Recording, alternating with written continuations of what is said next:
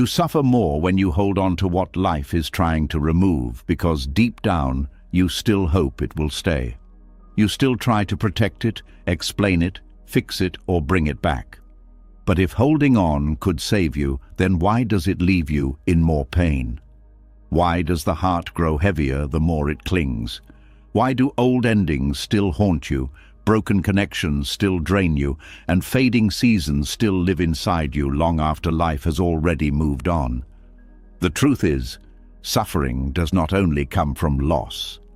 It comes from resisting the loss, from begging what is ending to remain.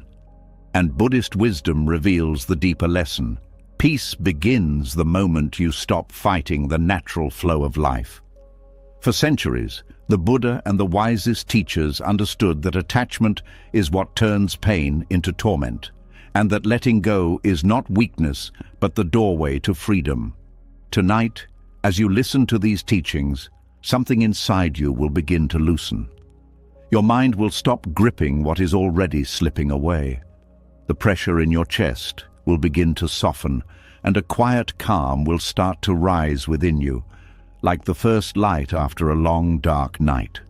And when you wake up tomorrow, you may finally understand that life was not trying to punish you by removing certain things.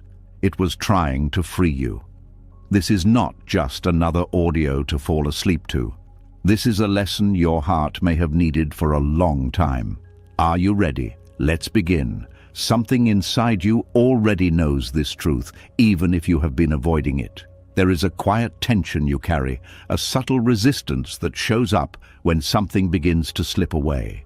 It could be a person, a plan, a version of your life, or even a version of yourself. And instead of allowing it to move, something in you tightens.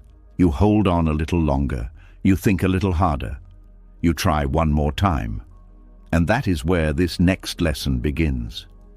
A part of you believes that holding on is harmless, even necessary. But what if the very act of clinging is where the deeper pain is being created? Let's step into it. There is a kind of violence that does not leave bruises, does not raise voices, and does not look dangerous from the outside. It hides in silence. It disguises itself as love, as effort, as loyalty. But inside, it creates pressure, tension, and quiet suffering that slowly wears you down. This is the hidden violence of emotional clinging. It begins the moment life starts to move something away from you, and instead of letting that movement happen, your mind resists it. Not loudly, not dramatically, but persistently. It whispers, "This should not be happening." It argues, "This can still be fixed." It insists, "I cannot lose this." At first, it feels reasonable, it feels human, but over time, it becomes exhausting, because life does not pause just because you are not ready. When something begins to leave, whether it is a relationship, an opportunity, or a phase of life, there is a natural process unfolding. It is not always comfortable, but it is necessary. It is like a season changing. The leaves fall, not because the tree is failing, but because something new is preparing to grow. But the mind does not always see it that way. The mind tries to hold the leaves in place. It tries to glue them back to the branches. It tries to convince itself that if it just tries harder, nothing will change. And in doing so, it creates friction. That friction is suffering. You begin to feel restless. Thoughts loop endlessly. Sleep becomes lighter. Emotions become heavier. And even when nothing is happening externally, something inside you feels unsettled, like a constant background noise you cannot turn off. This is not because life is attacking you. It is because you are resisting life. Clinging often comes from a misunderstanding of what it means to care. Many people believe that to love something deeply means to hold on to it tightly, to never let it go, to fight for it no matter what. But there is a difference between caring and controlling. Caring allows space, it allows change, it allows things to evolve, even if that evolution leads them away from you. Control, on the other hand, tries to freeze everything in place. It tries to keep people the same, keep situations unchanged, keep emotions predictable. And that is where the violence begins. Because nothing in life is designed to stay the same. People grow, feelings shift, circumstances change, and when your mind refuses to accept that, it begins to push against reality itself. Think about how exhausting that is. It is like standing in a river and trying to stop the current with your hands. The water keeps moving, but you keep pushing back. At some point, it is not the river that is hurting you. It is the effort of resisting it. Clinging also creates a kind of illusion. It makes you believe that something is still within your reach when it has already started to move beyond you. You replay memories as if they are still happening. You hold on to conversations as if they are still alive. You keep expecting outcomes that no longer belong to the present.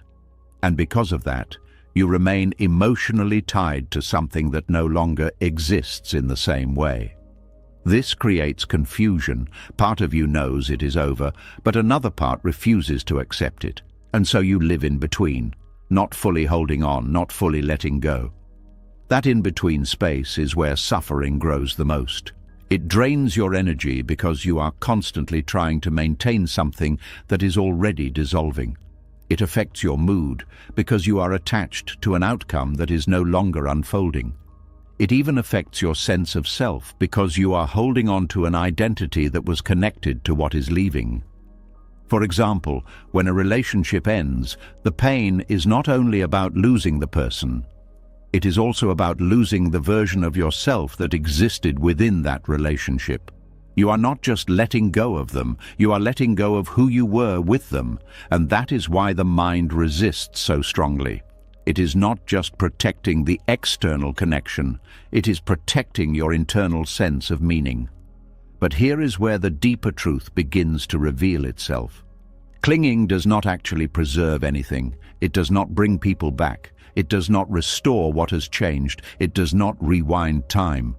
All it does is keep you stuck in a moment that life has already moved past. And the longer you stay there, the more disconnected you become from the present. You stop seeing new opportunities because your attention is fixed on what is gone. You stop feeling light because your energy is tied to something heavy. You stop moving forward because part of you is still trying to move backward. This is why emotional clinging is so powerful. Not because it holds things together, but because it holds you back. There is also a subtle fear underneath all of this. A fear that if you let go, it means it did not matter. A fear that releasing something is the same as losing it completely. A fear that if you stop holding on, you will be left with nothing. But that fear is not truth. It is just the mind trying to protect you from uncertainty, because letting go often leads to a space that feels unfamiliar, and the mind does not like unfamiliar spaces. It prefers something painful that it understands over something peaceful that it does not yet recognize. So it keeps you attached, it keeps you replaying, it keeps you hoping. But peace does not live in that cycle. Peace begins the moment you stop forcing something to stay. It begins when you acknowledge that something is changing, even if you do not fully understand why. It begins when you allow life to move without needing to control every direction it takes. This does not mean you become indifferent. It does not mean you stop caring. It means you care without trying to possess. There is a quiet strength in that, a strength that does not come from holding tighter, but from knowing when to release. When you stop clinging, something shifts inside you. The tension begins to dissolve. The mind becomes less crowded. The emotional weight starts to lift, not instantly, not all at once, but gradually. You begin to feel space where there was once pressure. You begin to notice moments of calm where there was once constant thinking. You begin to reconnect with the present instead of being trapped in the past. And slowly you realize something important. Letting go did not destroy you, it revealed you. It showed you that you are not defined by what you hold on to. You are not limited by what leaves. You are not broken because something changed. You are still here, still breathing, still capable of experiencing life in a new way. And that is where freedom begins, not in controlling everything around you, but in releasing the need to. Because life will always move, things will come and go, and the more you allow that movement, the less you suffer from it. Clinging may feel like protection, but it is often the source of pain. Letting go may feel like loss, but it is often the beginning of peace. And once you truly understand that, you start to live differently. You stop chasing what is already leaving. You stop forcing what no longer fits. You stop holding on to what is quietly asking to be released. And in that space, something new begins to grow. Not because you forced it, but because you finally made room for it. Let's continue. And as that space begins to open within you, something else quietly reveals itself. Letting go is not always a clean break, even after. You loosen your grip, even after you accept that something is leaving, there is still a part of the mind that lingers at the door. It does not fully walk away. It turns back. It wonders. It questions. Because even when life has already closed something, the mind does not always follow. There is a strange pull that draws you backward, not because the past is still alive, but because something in you is not ready to leave it behind. And that is where this next lesson begins. There is a quiet habit the mind has, one that feels harmless at first, but slowly deepens suffering in ways most people do not notice. It is the habit of reopening doors that have already been closed. A message you almost send, a memory you replay again and again, a conversation you reconstruct in your head, changing the words, hoping for a different ending. Something in you keeps returning, as if there is still something left to fix, something left to understand, something left to recover. But what if there is nothing left there? What if the door is not just closed, but completed? This is one of the most difficult truths to accept. Because the mind does not like unfinished feelings. It searches for closure the way a wound searches for healing. It wants clarity. It wants answers. It wants a sense that everything has been resolved. And when it does not get that, it tries to create it on its own. It goes back into the past, replaying moments, analyzing details, rewriting outcomes, trying to extract meaning from something that has already ended. But the more it returns, the more it reopens what was already beginning to heal. This is how old wounds stay alive. Not because they were never given time to close, but because they are constantly being touched again. Every time you revisit a memory with attachment, you bring the emotion back with it. The body reacts as if it is happening again. The mind tightens, the heart contracts, and suddenly something that happened long ago feels present again. This is the quiet power of attachment. It does not just hold on to the past, it recreates it. There is also a deeper layer to this pattern.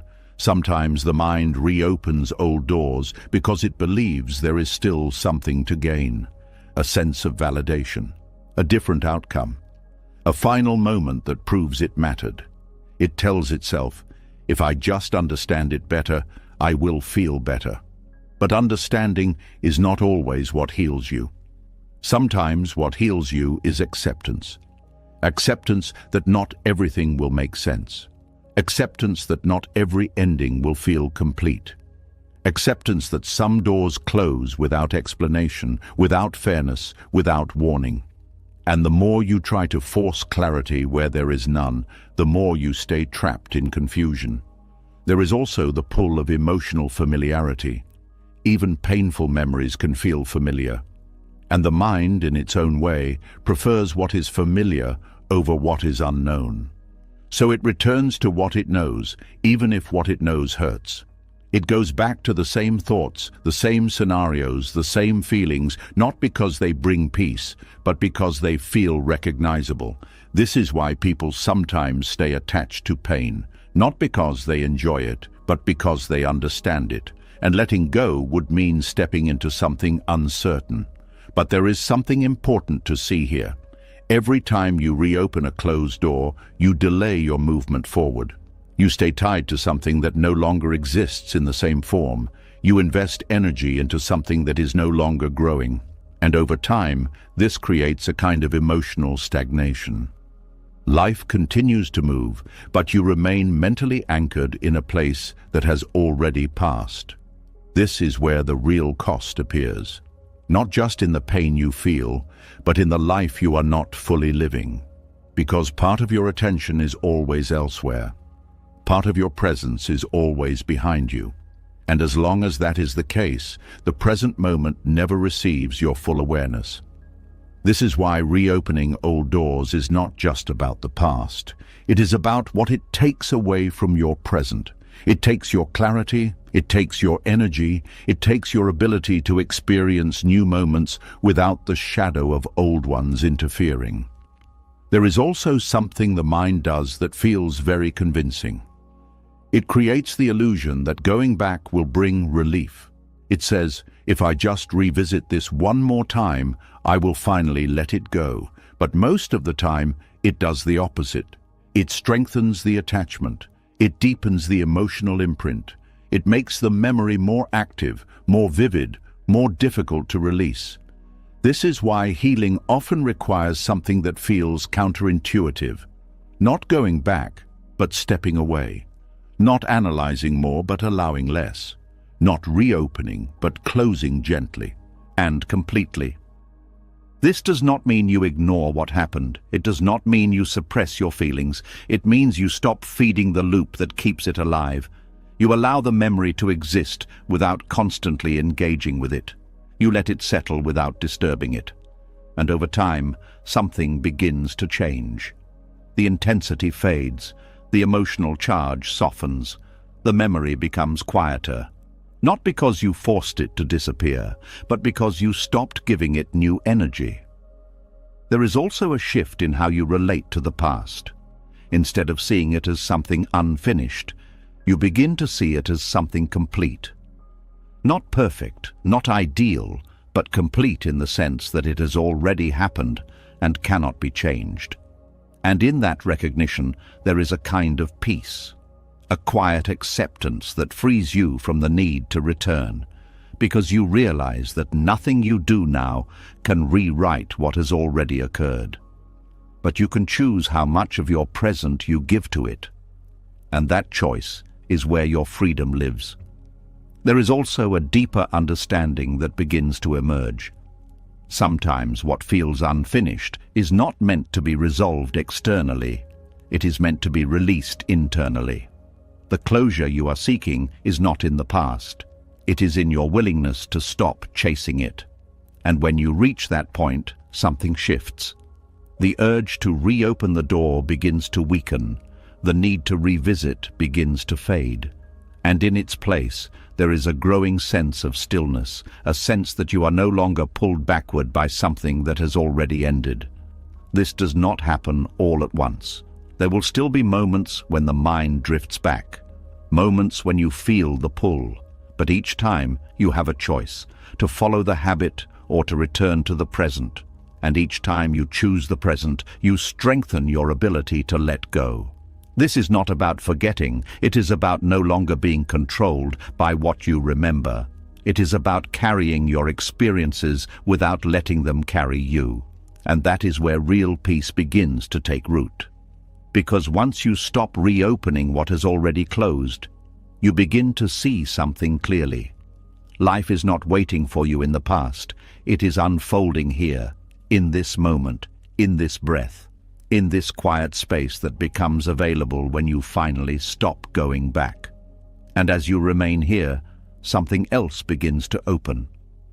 Not a door from the past, but a doorway into something new. Something that was always there, but could not be seen while your attention was elsewhere. And this is how you begin to move forward, not by forcing yourself to forget, but by allowing yourself to stay, right here, where life is still happening. Let's continue. And as you begin to stay in the present, instead of returning to what has already closed, another truth slowly rises to the surface. It is not only that the past is over, it is that everything, even what feels stable right now, is already changing. There is a quiet movement in life that never stops. It does not ask for permission. It does not wait for readiness. It simply continues, gently and constantly, reshaping everything it touches. And yet, something in the human heart still tries to bargain with it. A soft resistance appears. A silent plea forms. A hope that this moment, this person, this version of life might stay just a little longer. And that is where this next lesson begins. There is a subtle pain that comes not from losing something, but from asking it to remain when it is already beginning to fade. A quiet discomfort that sits in the chest when you feel something changing, but you are not ready to let it change. A kind of emotional whisper that says, "Not yet, just a little longer." This is where the mind begins to negotiate with impermanence. It does not always sound dramatic. Sometimes it shows up in small ways. You linger longer than necessary. You hold conversations that have already lost their depth. You keep revisiting a feeling that no longer feels the same. And beneath all of that is a quiet hope that if you stay long enough, if you care deeply enough, if you try just a little harder, something will reverse. But impermanence does not reverse. It moves forward, whether you follow it or not. This is one of the most difficult truths to accept, because it touches everything.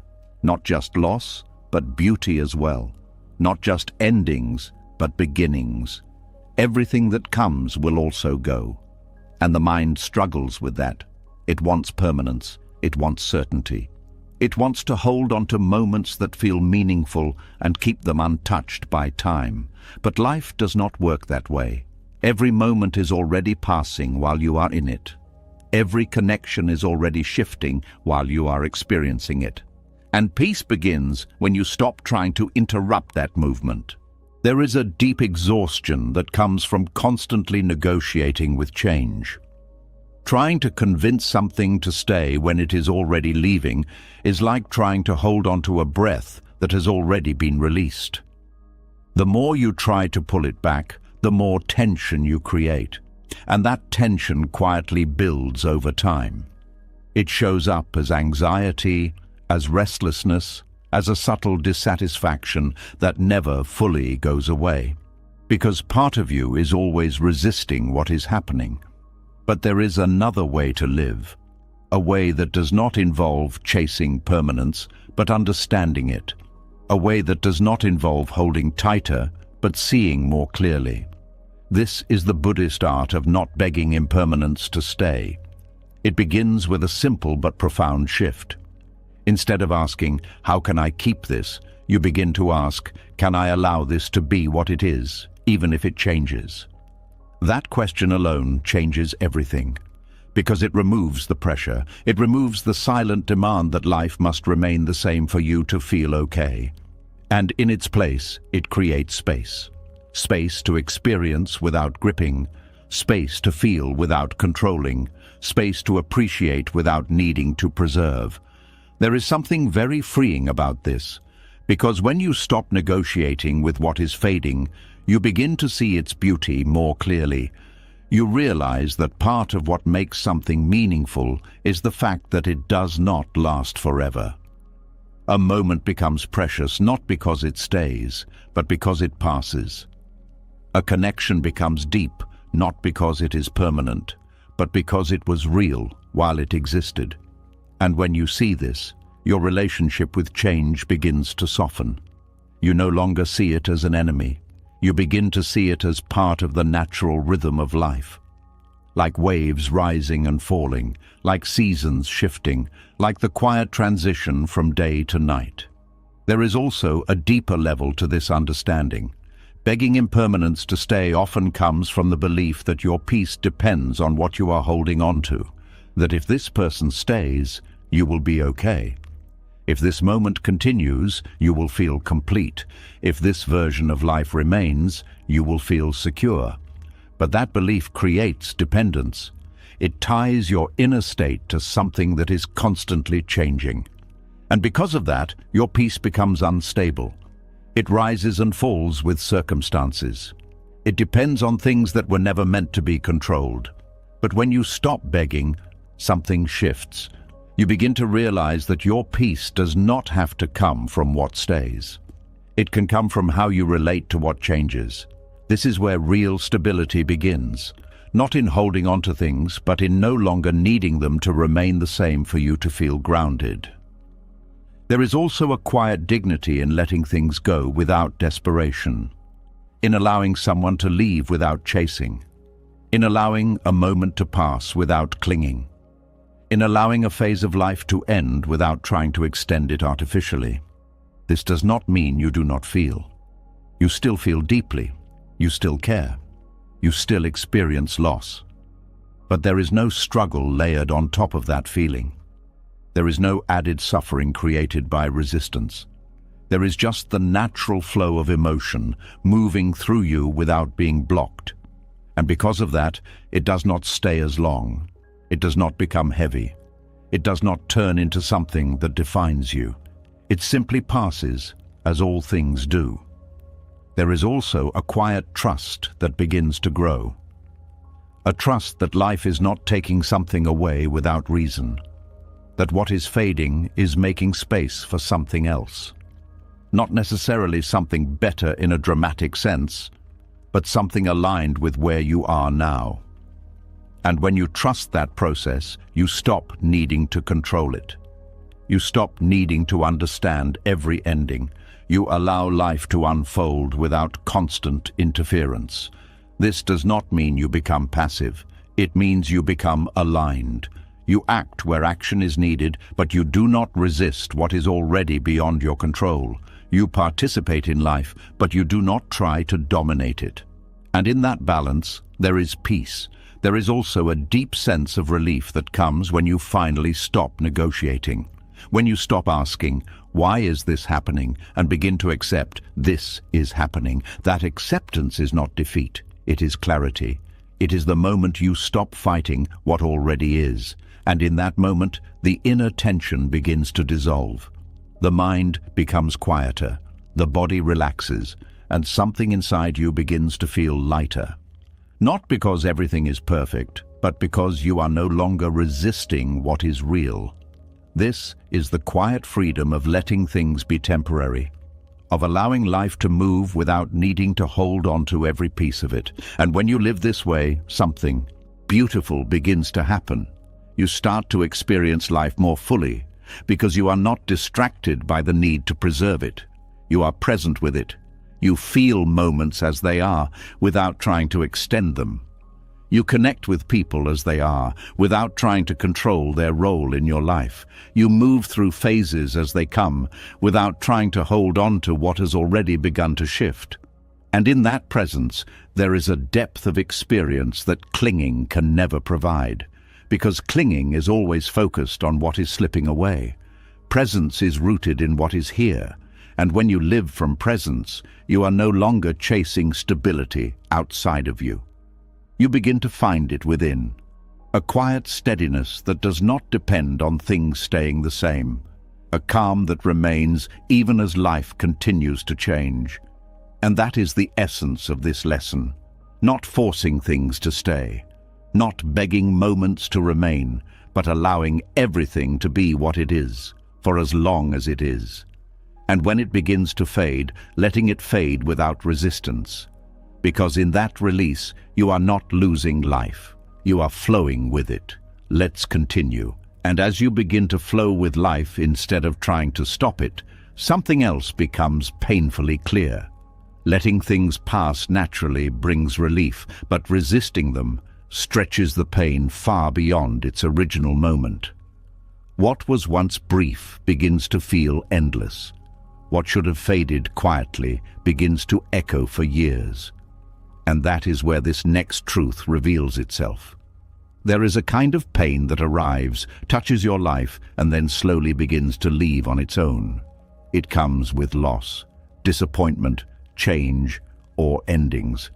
It feels sharp at first, heavy in the chest, difficult to ignore, but like a storm, it is not meant to stay forever. Yet for many people, it does stay. Not because the event continues, but because something inside refuses to let it end. This is how attachment turns temporary pain into lifelong suffering. The moment something is lost, there is a natural emotional response. The body reacts, the heart tightens, the mind becomes aware of the absence. This is not wrong. This is part of being human. Pain, in its natural form, is simply a signal that something meaningful has changed. But what happens next determines everything. If the pain is allowed to move, to rise and fall without interference, it begins to soften. It may take time, but it gradually loses its intensity.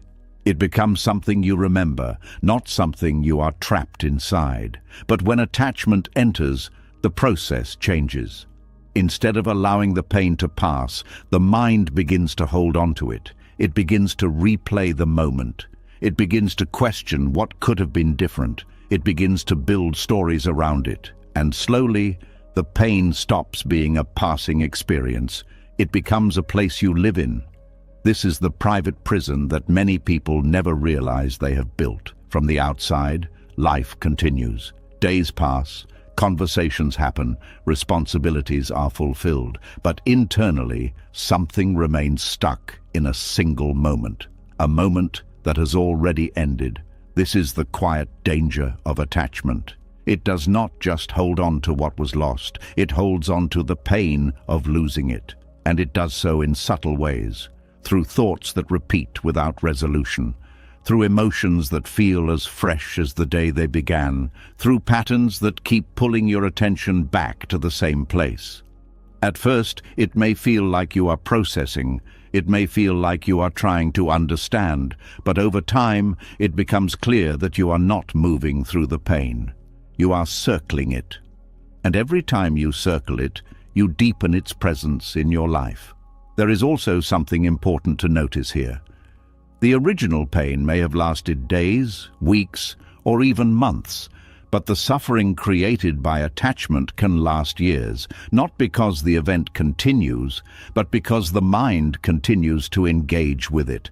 It is like reopening a wound every time it begins to heal, not intentionally, but habitually, because the mind believes that staying connected to the pain is a form of loyalty, a way of honoring what was lost, a way of proving that it mattered. But in reality, it does something else. It keeps you tied to a moment that life has already moved beyond. And because of that, your energy remains anchored in the past. Your attention is divided. Your presence is incomplete. This affects more than just your thoughts. It affects how you see the world. When you carry unresolved pain, it begins to shape your expectations. You become cautious where you were once open. You become guarded where you were once trusting. You begin to anticipate loss, even in situations where it has not yet appeared. This is how temporary pain begins to influence your entire experience of life. Not because it is still happening, but because it has not been released. There is also a deeper emotional layer to this. Attachment often convinces you that letting go of the pain means letting go of the meaning. It creates the illusion that if you stop feeling the hurt, you are somehow diminishing what the experience meant to you. So you hold on to it, you keep it alive, you revisit it, not just because it hurts, but because it mattered. But there is a misunderstanding in that. You do not need to carry the pain to remember the meaning. You do not need to suffer to prove that something was important. Meaning can remain without attachment. But the mind does not always see that clearly. It confuses intensity with significance. It believes that the stronger the emotion, the deeper the value, and so it keeps the pain close, even when it is no longer necessary. This is where suffering becomes prolonged, not because you are weak, but because you are human, because you care, because you remember, because you are trying to make sense of something that changed you. But here is where the shift begins. You start to recognize that pain is not meant to be carried forever. It is meant to be experienced, understood, and then released. Not pushed away, not denied, but allowed to complete its cycle. This requires something difficult. It requires you to stop feeding the patterns that keep the pain active, to notice when the mind begins to replay, to recognize when you are stepping back into the same emotional space, and to gently bring yourself back to the present. This is not about force, it is about awareness. Each time you choose not to engage with the old story, you weaken its hold on you. Each time you allow a thought to pass without attaching to it, you create space, and over time, that space grows. The pain begins to feel less immediate, less consuming, less defining. It does not disappear completely, but it changes. It becomes something you can hold without being overwhelmed, something you can remember without being pulled back into it.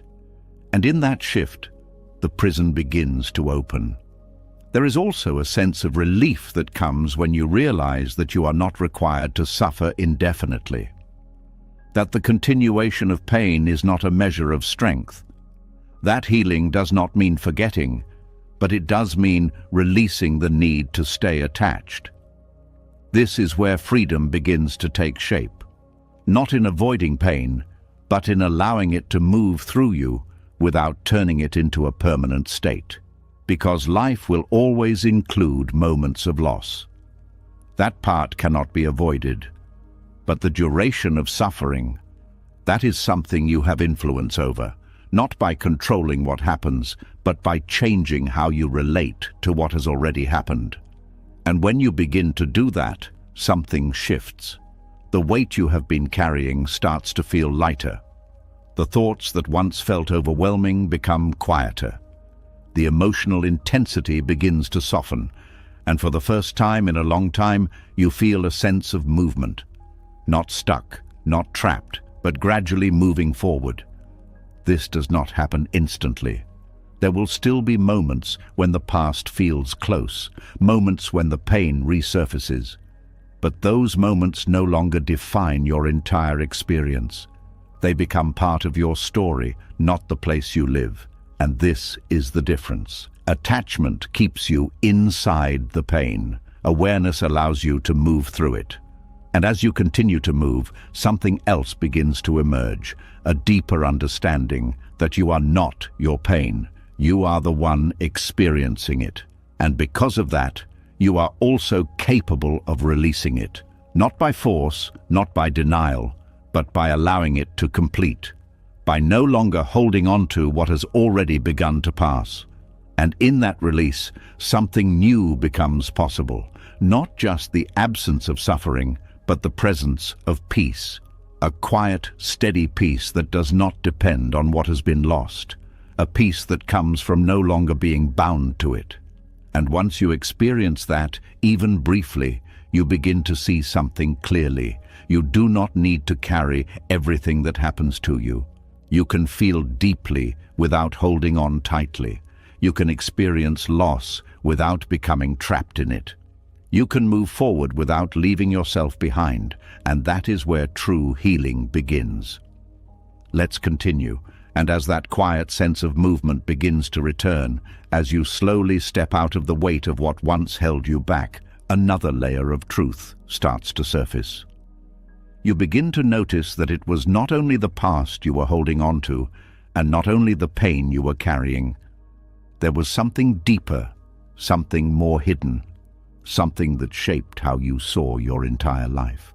A silent expectation, a version of life you believed was supposed to happen. And that is where this next lesson begins. There is a kind of grief that does not come from losing what you had, but from losing what you thought you would have. It does not always show itself clearly. It does not always come with obvious endings or visible changes. Sometimes it sits quietly beneath your thoughts, shaping how you feel without fully revealing why. A subtle sense that something is missing, a quiet disappointment that lingers even when life looks fine on the surface. A feeling that things did not turn out the way they were supposed to. This is the grief of unrealized expectations, and it can be one of the hardest forms of attachment to release, because it is not tied to something real that you can point to. It is tied to an idea, a vision, a story you carried in your mind for years, a life you believed you were owed. Maybe it was a relationship that was supposed to last. Maybe it was a career path that was meant to succeed. Maybe it was a version of yourself that you thought you would become by now. Whatever it was, it lived in your mind as a kind of certainty.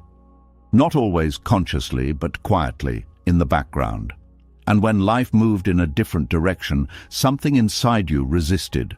Not loudly, not dramatically, but deeply, because it did not feel like something simply changed. It felt like something was taken. This is where suffering begins to take a different form. It is no longer just about letting go of what happened. It is about letting go of what you believed should have happened. And that can be much harder, because expectations create emotional attachments to outcomes that have not even occurred. They build a future in your mind and then ask reality to match it. And when reality does not follow that script, the mind feels betrayed. It questions. It compares. It wonders why things turned out this way instead of the way it imagined. And slowly, without realizing it, you begin to carry a quiet resentment. Not always toward others, but toward life itself.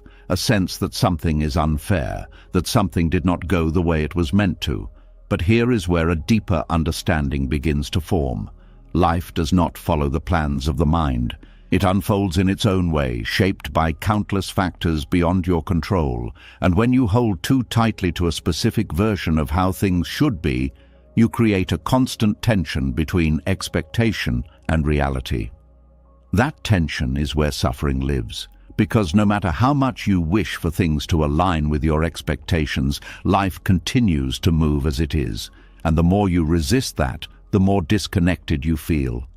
There is also something else happening beneath the surface.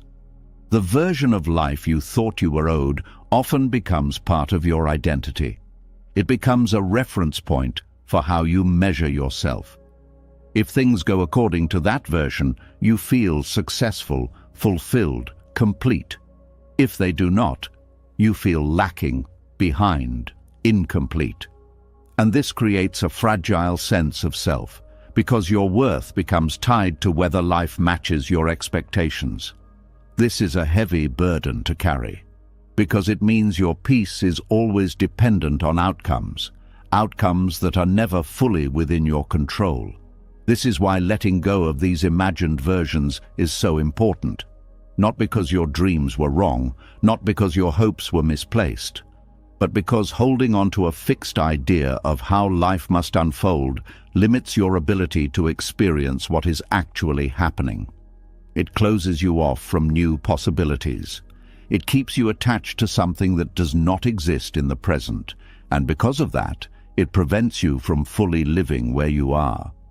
There is also a quiet fear that often comes with releasing these expectations, a fear that if you let go of the life you thought you would have, you are settling, that you are giving up, that you are accepting less. But letting go is not the same as settling. It is not about lowering your standards or abandoning your desires. It is about releasing the rigid attachment to one specific outcome and allowing life to unfold in ways you may not have planned. It is about opening yourself to possibilities that your past expectations could not have predicted, because sometimes what you thought you wanted was based on a limited understanding of yourself, based on who you were at a certain point in time. But as you grow, your needs change, your perspective shifts, and the life that once seemed perfect may no longer fit who you are becoming. This is a natural part of growth.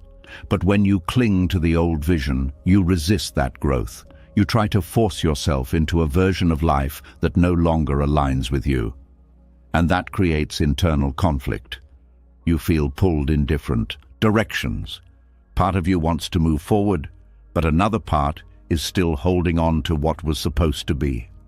And this tension can feel exhausting, because you are trying to live in the present while still being attached to an imagined past or future. This is where the practice of letting go becomes essential, not as an act of loss, but as an act of alignment. You begin to gently release the idea that life had to look a certain way for you to be okay. You allow yourself to grieve what did not happen without turning that grief into a permanent state. You acknowledge the disappointment, the sadness, the sense of something missing, but you do not stay there. You let it move, and as it moves, something begins to open. A new sense of possibility, a new way of seeing your life, not as something that failed to meet expectations, but as something that is still unfolding. There is also a quiet freedom in this. When you are no longer tied to a specific outcome, you become more present. You begin to notice what is actually here, instead of constantly comparing it to what you thought should be. You begin to appreciate moments for what they are, not for how they measure against an expectation. And this creates a different kind of fulfillment, one that is not based on achieving a predetermined version of life, but on experiencing life as it unfolds. This does not mean you stop having goals or desires. It means you hold them lightly. You allow them to guide you, but not control you.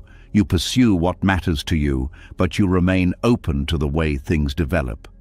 And in that openness, there is less resistance, less frustration, less suffering, because you are no longer fighting reality. You are moving with it.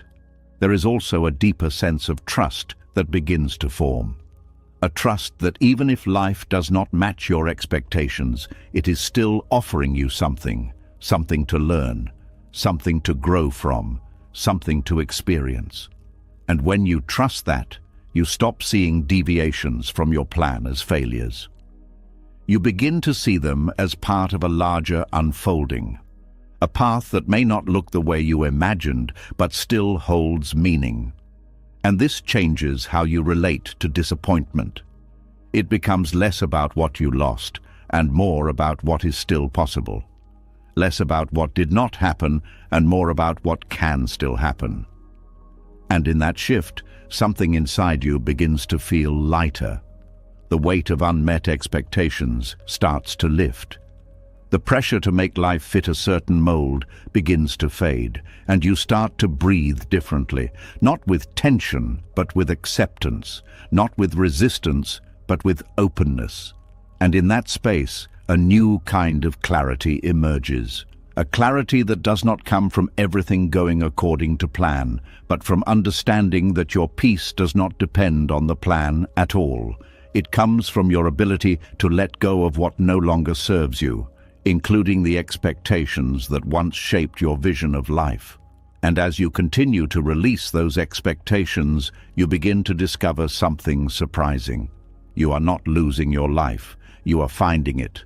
Not the version you imagined, but the one that is actually yours.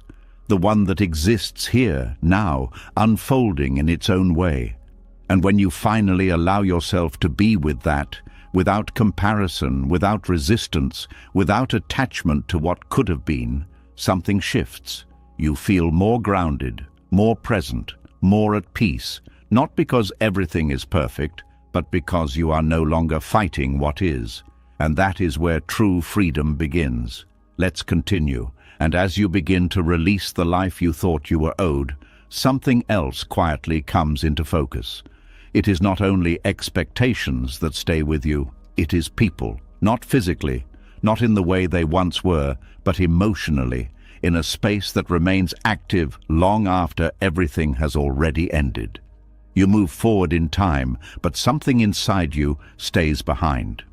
And that is where this next lesson begins. There is a weight that many people carry without realizing it.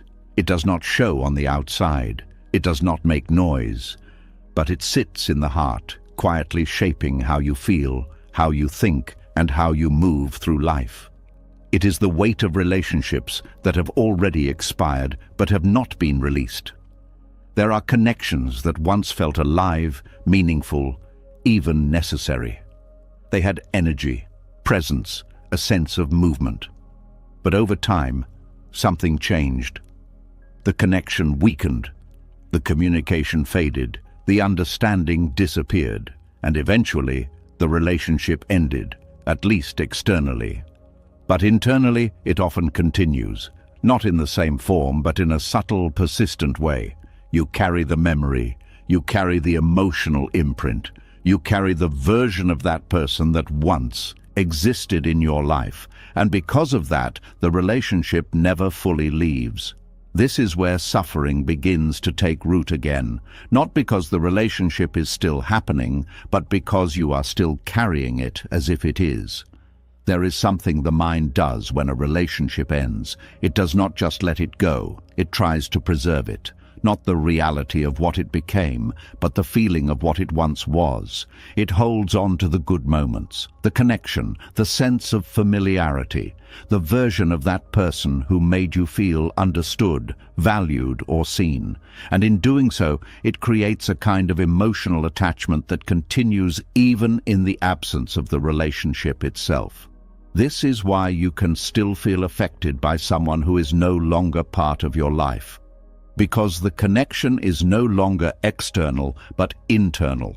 It lives in your thoughts, your memories, your emotional patterns, and as long as it lives there, it continues to influence you. There is also a deeper layer to this. Sometimes you are not just carrying the person, you are carrying what they represented, a sense of belonging, a feeling of being chosen, a version of yourself that felt complete in their presence, and when that is gone, it creates a kind of emptiness. Not just because they are gone, but because what they gave you is no longer there in the same way. So you hold on to it, not consciously but subtly. You revisit memories, you replay conversations, you think about what could have been different, and without realizing it, you keep the relationship alive inside you. But here is the truth that often goes unnoticed. What you are holding on to is no longer real, not in the present. It is a memory, a projection, an emotional imprint. But the mind treats it as if it is still active. And because of that, it continues to respond to it. This creates a kind of emotional confusion. Part of you knows the relationship is over, but another part still feels connected, still invested, still affected. And this split creates tension. Because you are trying to move forward while still carrying something from the past. It is like trying to walk while holding on to something that is pulling you backward. Eventually, it becomes exhausting. Not because moving forward is difficult, but because you are not moving forward freely. You are carrying weight that no longer belongs to your present. This weight affects how you see new relationships. You may compare without realizing it. You may hesitate to open fully. You may expect similar outcomes even when the situation is different, because part of you is still connected to what has already ended. This is how expired relationships continue to shape your experience, not through presence, but through attachment. There is also something important to understand about emotional carrying. It often feels like loyalty. It feels like you are honoring the connection by keeping it alive. That letting go would mean forgetting, that releasing would mean it did not matter. But that is not true. You can value what a relationship meant without carrying it forever. You can appreciate what was shared without keeping it active in your emotional space. Because holding on to it does not preserve it. It prolongs the attachment, and that attachment becomes the source of ongoing suffering. There is also a quiet resistance to fully letting go. A part of you that believes something might still change, that there might still be a chance for reconnection, that things could return to what they once were. And as long as that possibility remains in your mind, even faintly, it keeps the attachment alive. But the reality is, most relationships do not end without reason. Something shifted, something changed. And even if you do not fully understand why, the ending itself is a form of clarity. A signal that the connection, as it once existed, is no longer the same. And holding on to it does not bring it back. It only keeps you tied to a version that no longer exists. This is where letting go becomes necessary. not as an act of rejection, but as an act of release. You begin to recognize that carrying the relationship is no longer serving you, that it is not adding to your life, but quietly draining it. And with that recognition, you start to loosen your grip. Not forcefully, not suddenly, but gradually. You allow the memories to exist without engaging with them constantly. You notice when your mind returns to that person, and instead of following the thought, you gently return to the present. You stop feeding the connection with your attention, and over time, something begins to shift. The emotional intensity starts to fade, the thoughts become less frequent. The sense of connection weakens, not because the relationship did not matter, but because you are no longer sustaining it. There is also a deeper sense of clarity that emerges. You begin to see the relationship more fully. Not just the parts you held on to, but the whole picture. The reasons it ended, the ways it no longer aligned, the ways you have grown since then. And this broader perspective makes it easier to release. Because you are no longer holding on to an idealized version, you are seeing it as it was and as it is now. Something that existed but has completed its place in your life. This does not erase the meaning, it does not remove the impact, but it allows you to carry that meaning without carrying the attachment. And that is where the real shift happens. You are no longer emotionally tied to something that is no longer present. You are no longer influenced by a connection that has already ended. You begin to feel lighter, more open, more available to what is happening now. And this changes how you experience new relationships. You approach them without the weight of the past, without comparison, without fear rooted in what has already happened.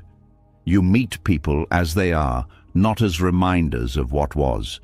And this creates space for something new, not a replacement, but a different kind of connection, one that is not shaped by unresolved attachment, one that is experienced fully in the present.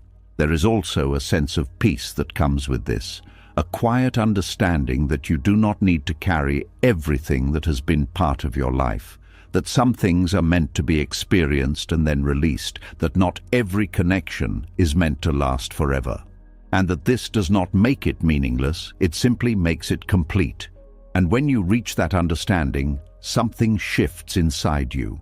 The need to hold on fades, the emotional weight lifts, and you begin to feel more grounded in your own life, not defined by who was in it before, but by what is here now. This is the quiet freedom of releasing expired relationships, not forgetting them, not denying them, but no longer carrying them as if they are still alive. And in that release, you make space. Space for new experiences, new connections, new ways of being, because your heart is no longer occupied by something that has already ended. It is open, present, and ready for what comes next. Let's continue. And as your heart begins to feel lighter, as you slowly stop carrying people who are no longer part of your present, something deeper begins to reveal itself. It is not always the person that is hardest to release. Sometimes it is who you were when they were there, a version of yourself that felt certain, defined, and complete in a way that now feels distant. And that is where this next lesson begins.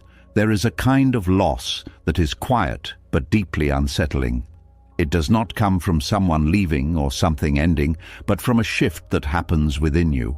A role disappears, a title fades, a version of who you believed yourself to be no longer fits the life you are living. And suddenly, something feels unfamiliar, not outside of you, but inside. This is the moment when identity becomes the hardest thing to release. Because identity is not just how you describe yourself, it is how you understand your place in the world. It is the structure your mind uses to create meaning, direction, and certainty. It answers silent questions like, who am I? Where do I belong? What is my purpose? And when that structure begins to dissolve, it can feel like everything is becoming unclear at once. There is a subtle discomfort that appears, a sense of not knowing how to move, how to think, how to see yourself. because the version of you that once guided those things is no longer fully present. This can happen in many ways.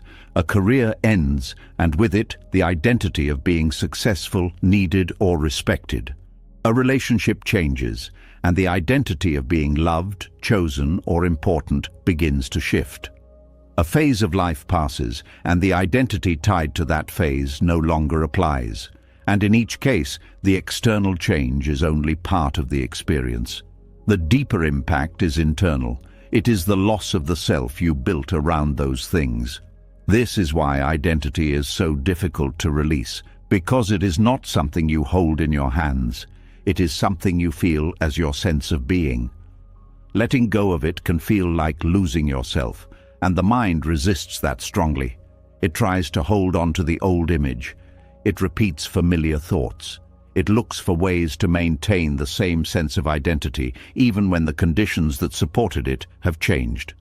This creates tension, because you are trying to live in a present reality while holding on to a past version of yourself.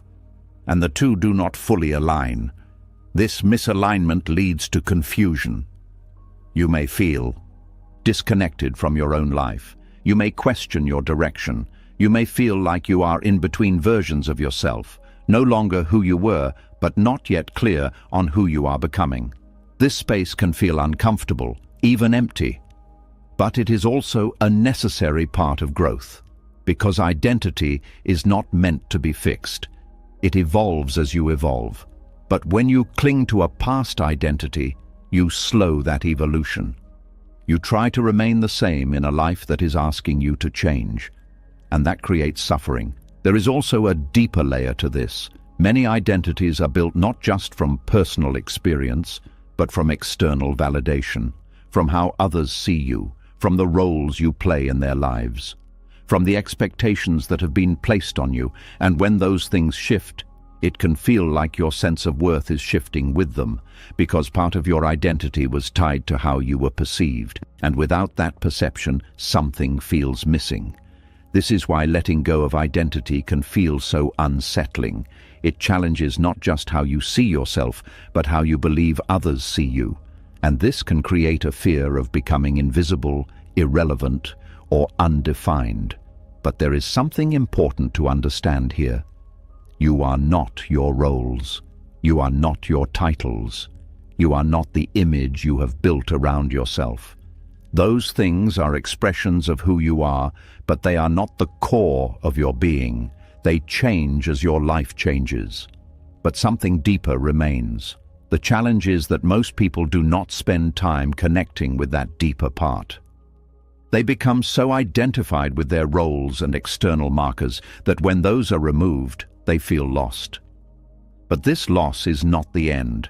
It is an opening, an opportunity to discover a sense of self that is not dependent on external conditions. A sense of self that is not tied to what you do, what you have, or how you are seen, but to something more stable, more present, more real. This is where the process of releasing identity begins to shift. It moves from something that feels like loss to something that begins to feel like discovery. You start to notice that even without the old labels, you are still here, still aware, still capable of experiencing life. And that awareness becomes a new foundation, a foundation that does not rely on fixed definitions, but on presence. There is also a sense of freedom that comes with this.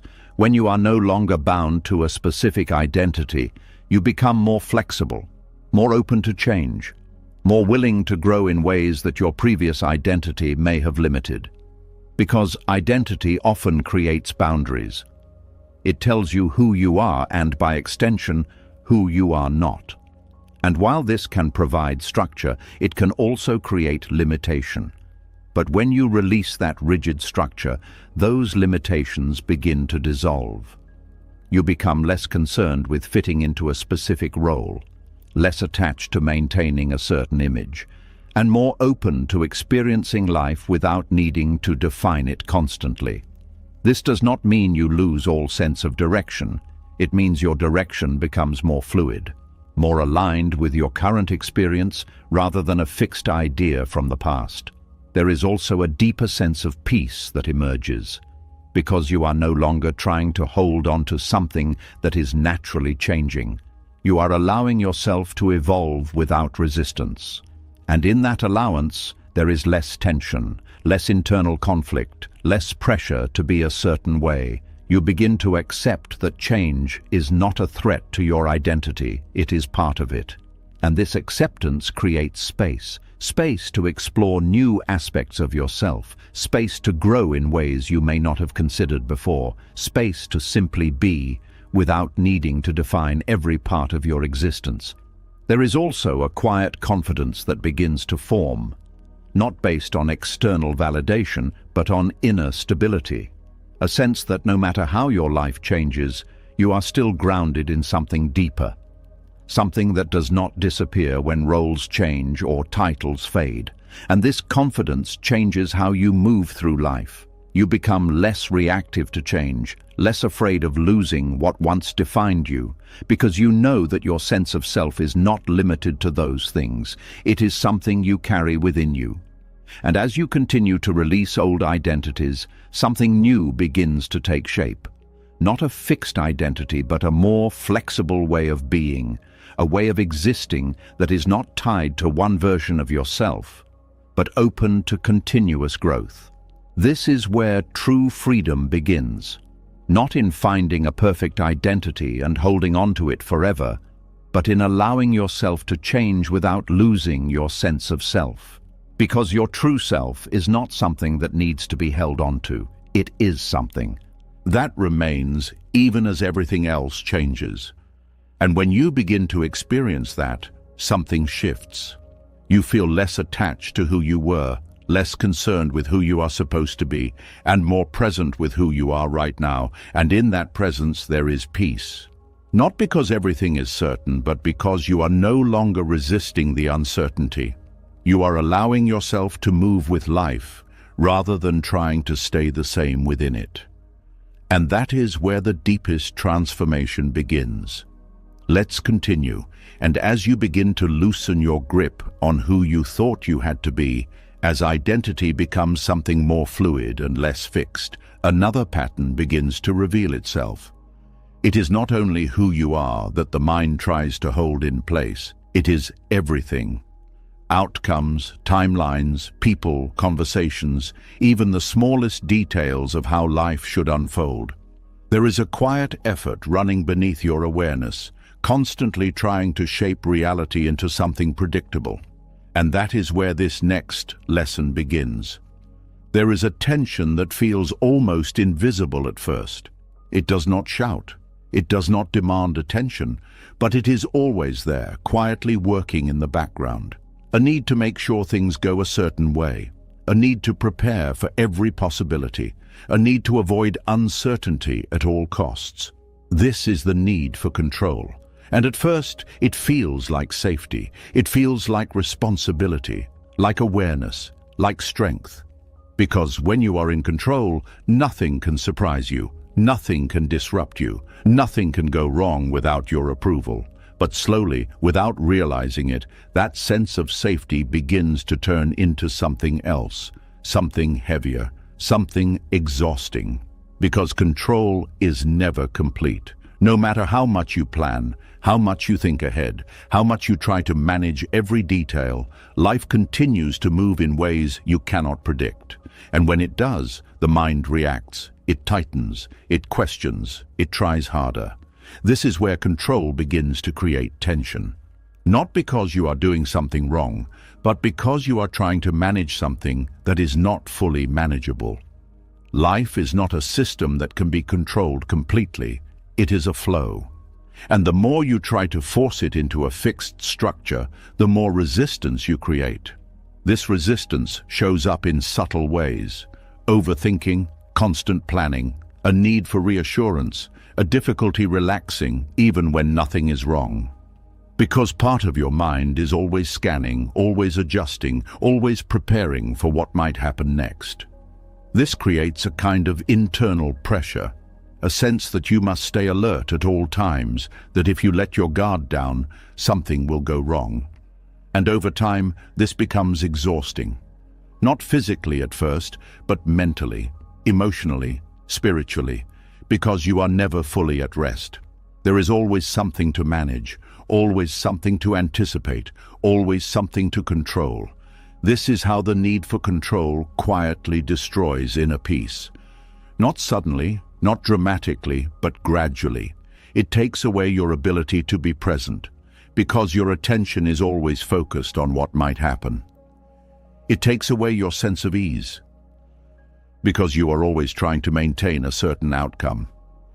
It even affects how you experience joy, because instead of fully enjoying a moment, part of your mind is already thinking about how to preserve it or protect it from change.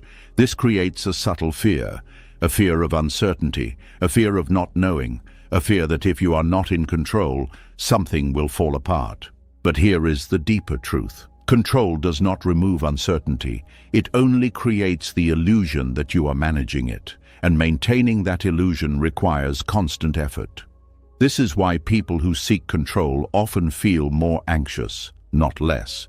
Because the more you try to control, the more aware you become of everything you cannot control.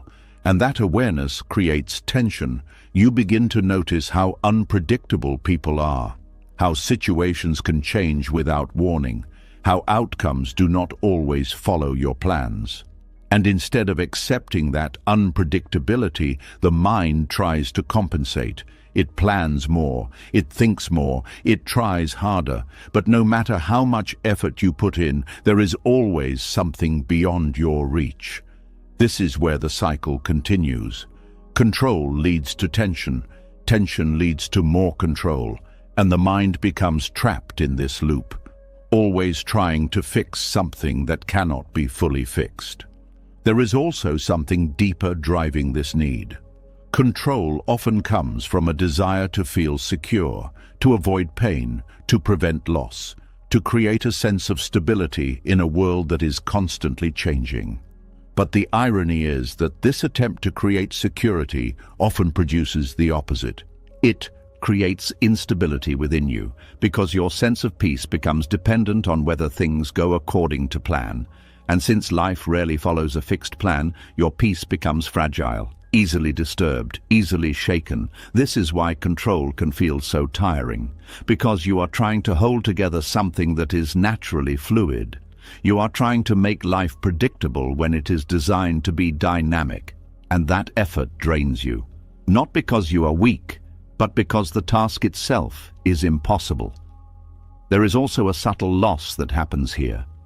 When you are focused on controlling outcomes, you lose connection with the present moment. You are not fully here. You are somewhere ahead, trying to manage what has not yet happened. And because of that, you miss what is happening now. You miss the simplicity of being, the quiet moments, the small experiences that do not need to be controlled, only noticed. This is one of the hidden costs of control. It takes you out of your own life. It places you in a constant state of anticipation. And over time, that becomes your default way of existing. But there is another way, a way that does not rely on control but on trust. Not blind trust, but a grounded understanding that not everything needs to be managed for you to be okay. This does not mean you stop taking action. It does not mean you become passive. It means you recognize the difference between what you can influence and what you cannot. You act where action is possible, and you release where control is not. This creates a different kind of energy. Instead of tension, there is clarity. Instead of constant effort, there is flow. Instead of fear, there is a quiet acceptance. And in that acceptance, something begins to change. The mind becomes less reactive, less focused on controlling every detail, more open to allowing things to unfold. There is also a sense of relief that comes with this shift. A feeling that you do not have to carry everything, that you do not have to manage every outcome, that it is okay for things to happen without your constant intervention. And that relief creates space for calm, space for presence, space for a deeper kind of peace, a peace that does not depend on everything going your way, but on your ability to remain steady even when things do not. This is where inner peace truly begins, not in controlling life, but in releasing the need to. Because when you stop trying to control everything, you begin to experience life more fully. You respond instead of react. You adapt instead of resist. You move with life instead of against it. And in that movement, there is less friction, less struggle, less exhaustion. There is also a deeper sense of trust that develops, a trust in your ability to handle whatever comes. Not because you have planned for every possibility, but because you are present enough to respond when it happens. This kind of trust is not built through control. It is built through experience, through allowing life to unfold and seeing that you can navigate it. And as that trust grows, the need for control begins to fade. Not completely, not instantly, but gradually. You begin to notice when the mind tries to take over, when it tries to predict, manage, and control.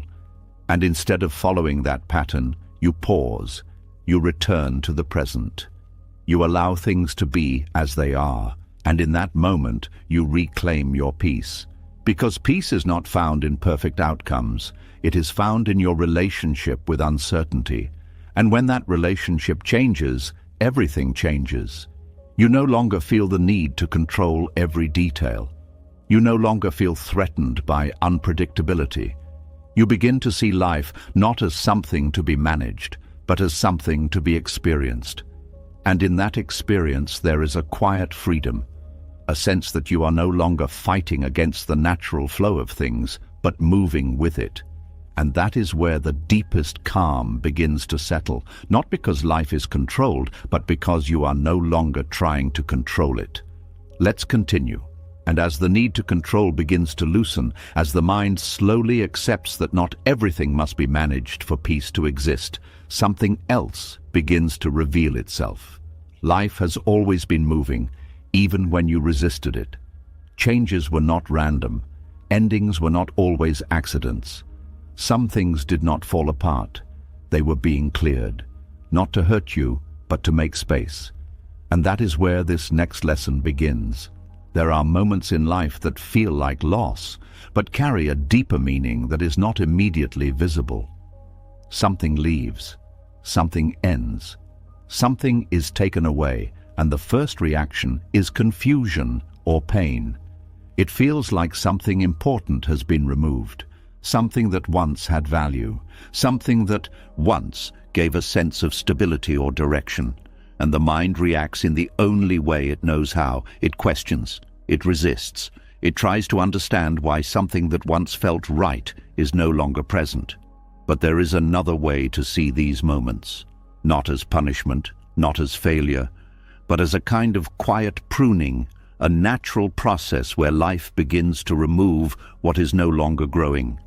There is something important to understand about growth.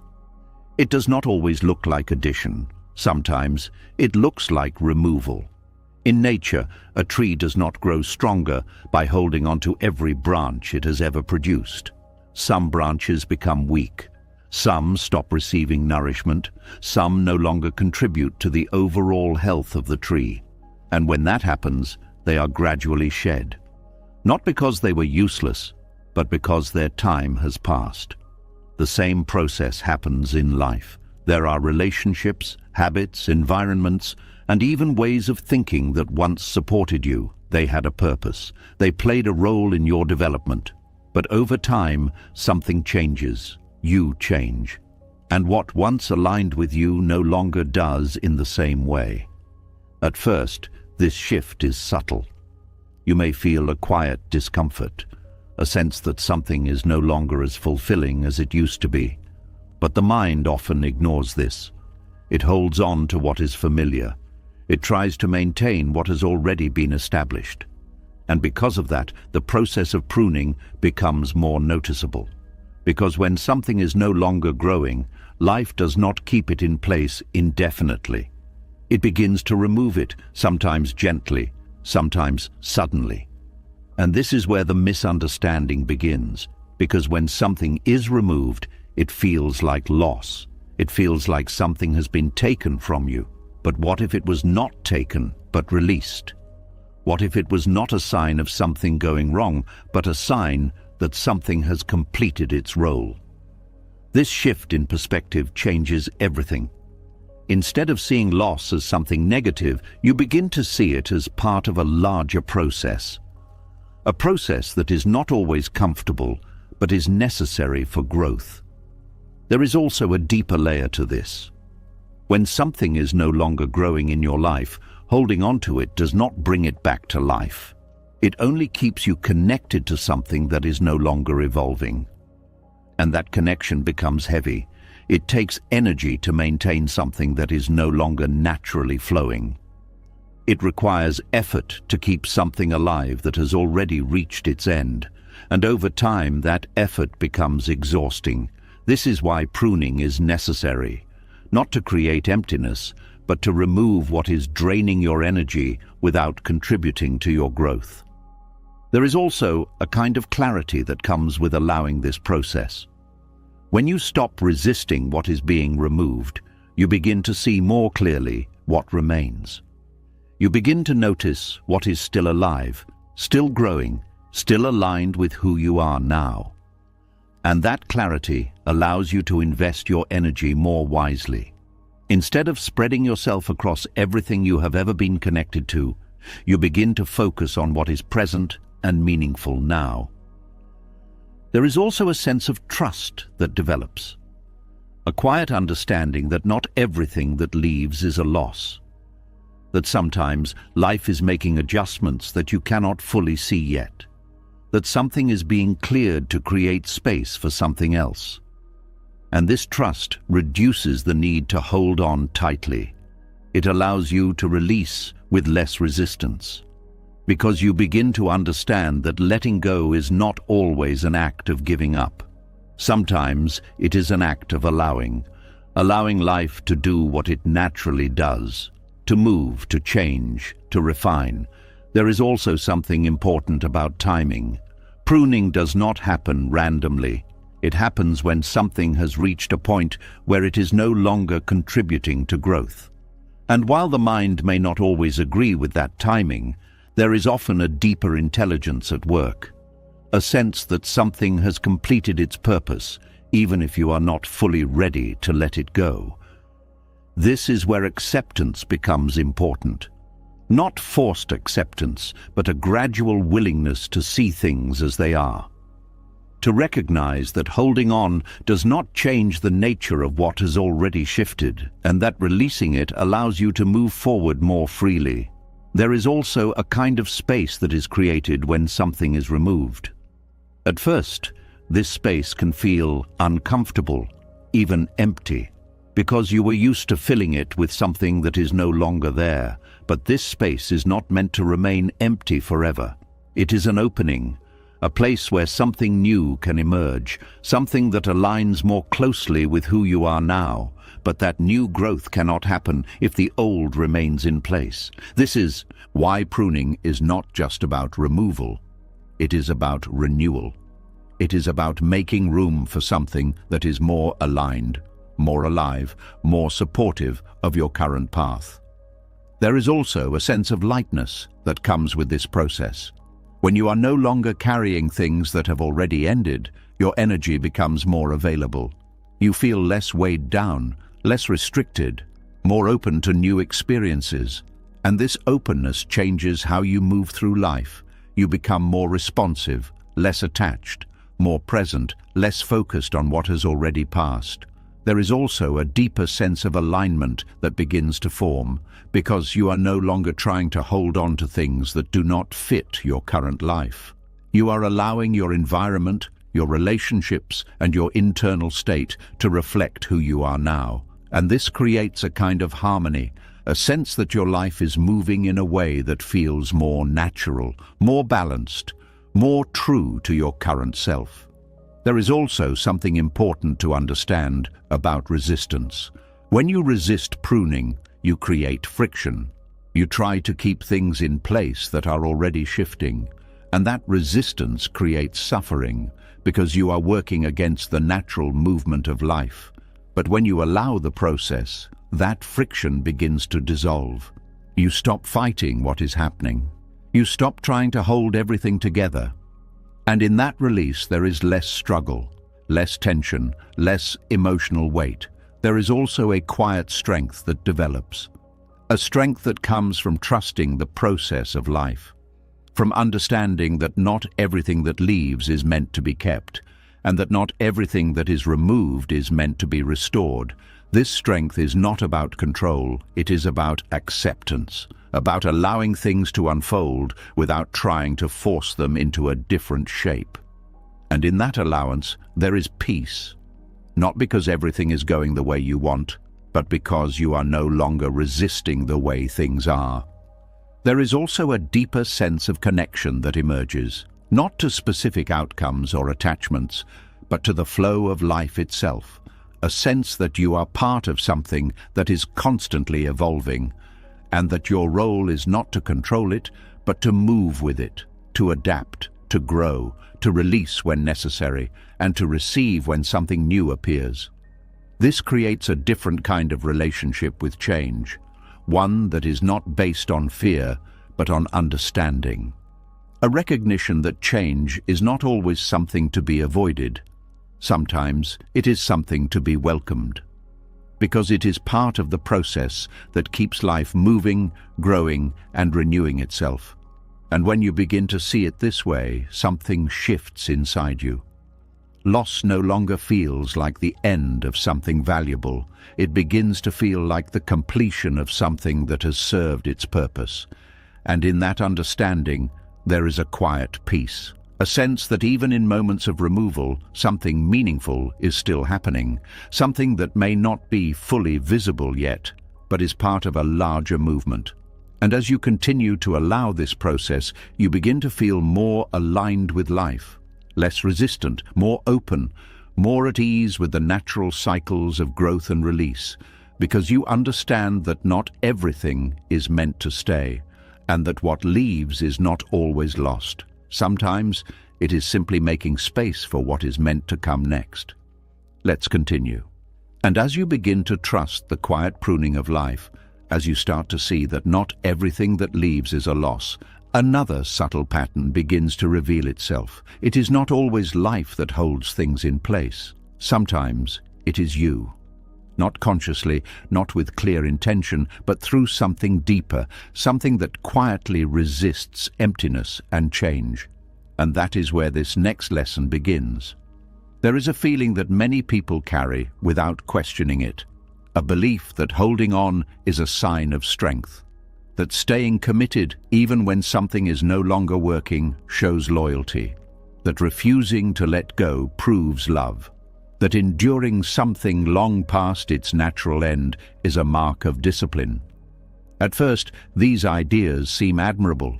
They sound like virtues. They sound like the qualities of someone who is strong, dependable, and unwavering. But there is a deeper truth beneath these ideas that is often ignored. Not all holding on is strength. Sometimes it is fear. There is a part of the mind that does not like emptiness. It does not like uncertainty. It does not like the feeling of not knowing what comes next. And when something begins to fade or fall away, this part reacts quickly. It tries to keep things in place.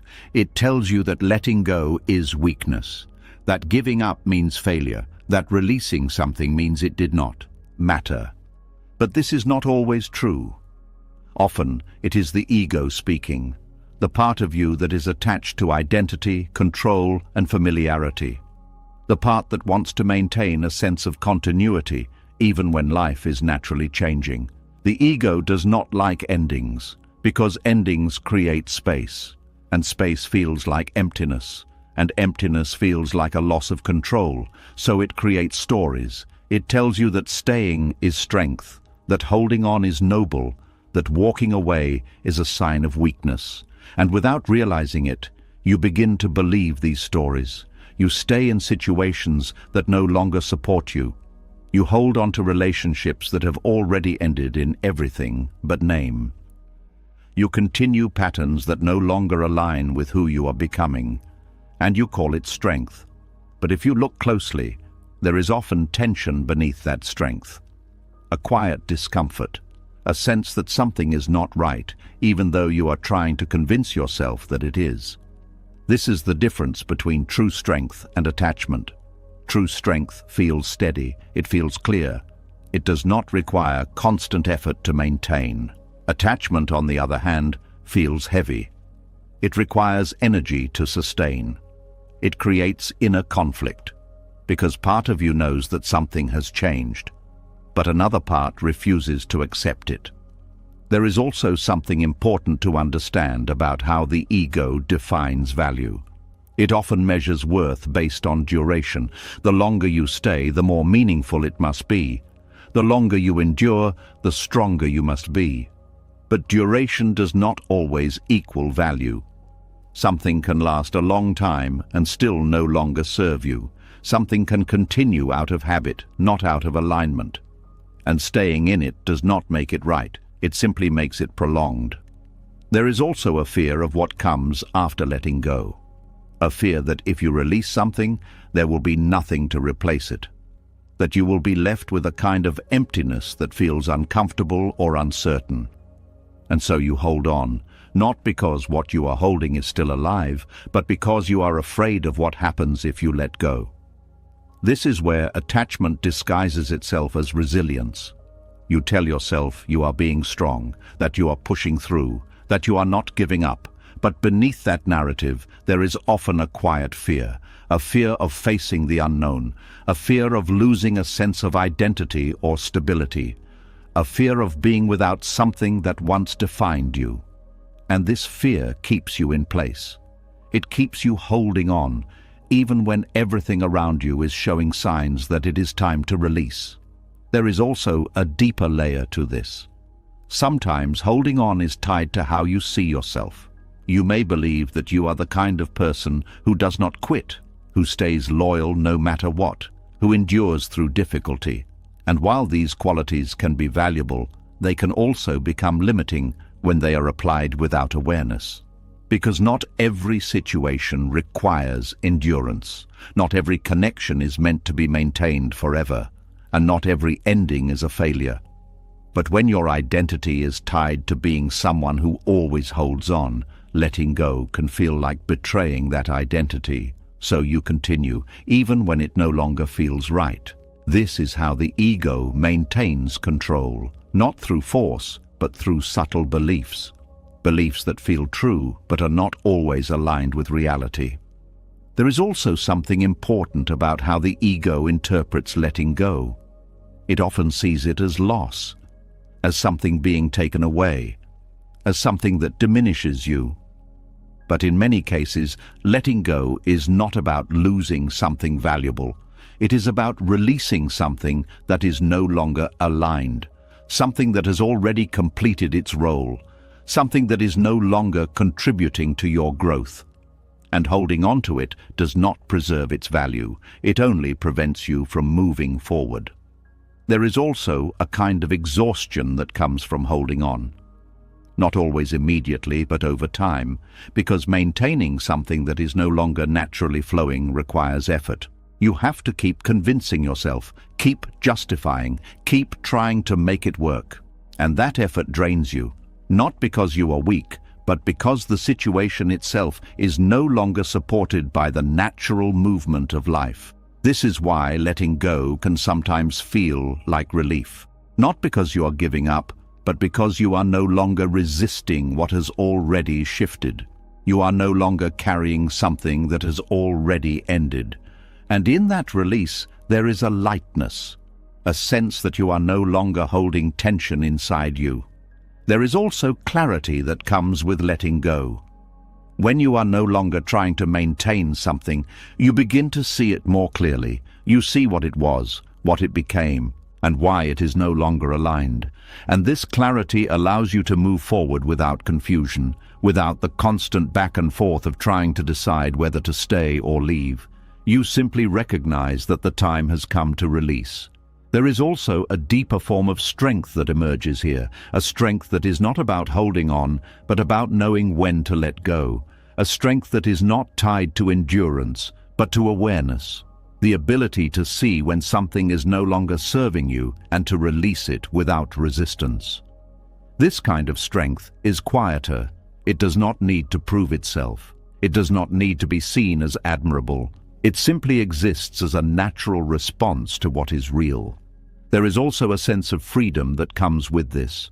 When you are no longer bound to the idea that holding on is always the right choice, you become more flexible, more responsive to change, more aligned with what is actually happening in your life.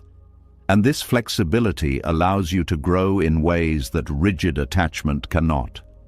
Because you are no longer forcing yourself to stay the same, you are allowing yourself to evolve. There is also a shift in how you understand love and loyalty. You begin to see that love does not always mean staying. That loyalty does not always mean holding on. Sometimes love means allowing something to end. Sometimes loyalty means being true to your own growth. And this shift changes how you relate to everything. You no longer measure your strength by how much you can endure, but by how clearly you can see, how honestly you can respond, how willingly you can release what is no longer aligned. And in that willingness there is peace. Not because everything stays, but because you are no longer trying to make everything stay. You are allowing life to move, to change, to evolve, and you are moving with it. Not out of weakness, but out of understanding. Because true strength is not in holding on at all costs. It is in knowing when holding on becomes the very thing that keeps you stuck, and having the courage to let go. Let's continue. And as you begin to see that holding on is not always strength, as you loosen the quiet grip of the ego that once convinced you to stay past what was true, something even more delicate begins to surface. It is not just about what you are holding on to, it is about why you held it in the first place. Because some things you carry were not mistakes. They once protected you. They once helped you survive. And that is where this next lesson begins. There is a kind of grief that does not come from losing something harmful, but from releasing something that once kept you safe. It is a quiet, complicated feeling, because what you are letting go of is not entirely negative. In fact, at one point, it may have been necessary. There were ways you learned to cope, to protect yourself, to navigate moments that felt overwhelming or uncertain. These ways became part of you, not because you chose them consciously, but because they worked. They gave you stability when things felt unstable. They gave you distance when something felt too painful. They gave you control when life felt unpredictable. And because of that, you trusted them. You relied on them. You built patterns around them. But over time, something begins to change. What once protected you starts to limit you. What once helped you cope begins to keep you from fully living. And this is where the tension begins, because part of you recognizes that something is no longer working, but another part remembers how much it once helped. And letting go of it does not feel simple. It feels like you are giving up something that once saved you. There is a natural resistance here, a hesitation, because even if the pattern no longer serves you, it still feels familiar. And familiarity creates a sense of safety, even if that safety is no longer real. This is why letting go of old coping mechanisms can feel unsettling, not because they are still necessary, but because they are known. They are predictable. They have been part of your life for so long that releasing them feels like stepping into the unknown. There is also a deeper layer to this. Many coping mechanisms are not just behaviors. They are emotional strategies, ways of avoiding pain, ways of managing discomfort, ways of protecting the heart from being overwhelmed. And when you begin to let go of them, you are not just changing what you do, you are changing how you relate to your own emotions. This can feel vulnerable, because without those protective layers, you begin to feel things more directly, more clearly, more fully, and at first that can feel intense. But it is also where growth begins, because avoiding emotion does not remove it. It only delays it. It keeps it beneath the surface, where it continues to influence you in subtle ways. But when you begin to face it without the usual defenses, something shifts. You start to understand your experience more deeply. You begin to see what you were protecting yourself from, and in that understanding there is healing. There is also something important about acknowledging the role these patterns played. They were not wrong. They were not failures. They were responses, adaptations to situations that required them. And recognizing this allows you to release them with compassion rather than judgment, because you are not letting go of something bad. You are letting go of something that has completed its purpose. This changes the emotional tone of the process. Instead of feeling like you are losing something, it begins to feel like you are outgrowing it. And there is a quiet dignity in that. There is also a sense of gratitude that can emerge, a recognition that these patterns helped you reach this point, that they carried you through moments that were difficult, and that without them, you may not be where you are now. But gratitude does not mean holding on forever. It means acknowledging the role something played, and then allowing it to rest. There is also a fear that often appears during this process, a fear that without these coping mechanisms, you will not be able to handle what comes next, that you will feel too much, that you will not be as strong. But this fear is often based on an old version of you, a version that needed those protections. And while that was true then, it may not be true now. You have grown, you have changed, you have developed new ways of understanding and responding. And part of that growth involves trusting that you can face life without relying on the same strategies. This trust does not appear instantly. It builds gradually, through experience, through small moments where you choose a different response, where you allow yourself to feel without shutting down, where you stay present instead of avoiding. And each time you do this, something strengthens within you, not the old kind of strength based on control or avoidance, but a quieter, deeper strength, the ability to be with what is, without needing to escape it. There is also a shift in how you see discomfort. Instead of something to be avoided, it becomes something to be understood, a signal, a message, an invitation to look more closely at what is happening within you, and this changes your relationship with your own experience. You become less reactive, less driven by the need to protect yourself at all costs, and more open to learning from what you feel.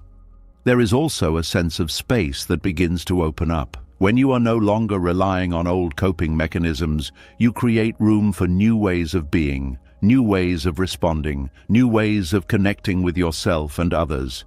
And this space is where transformation happens, not all at once but gradually, as you explore different ways of engaging with life.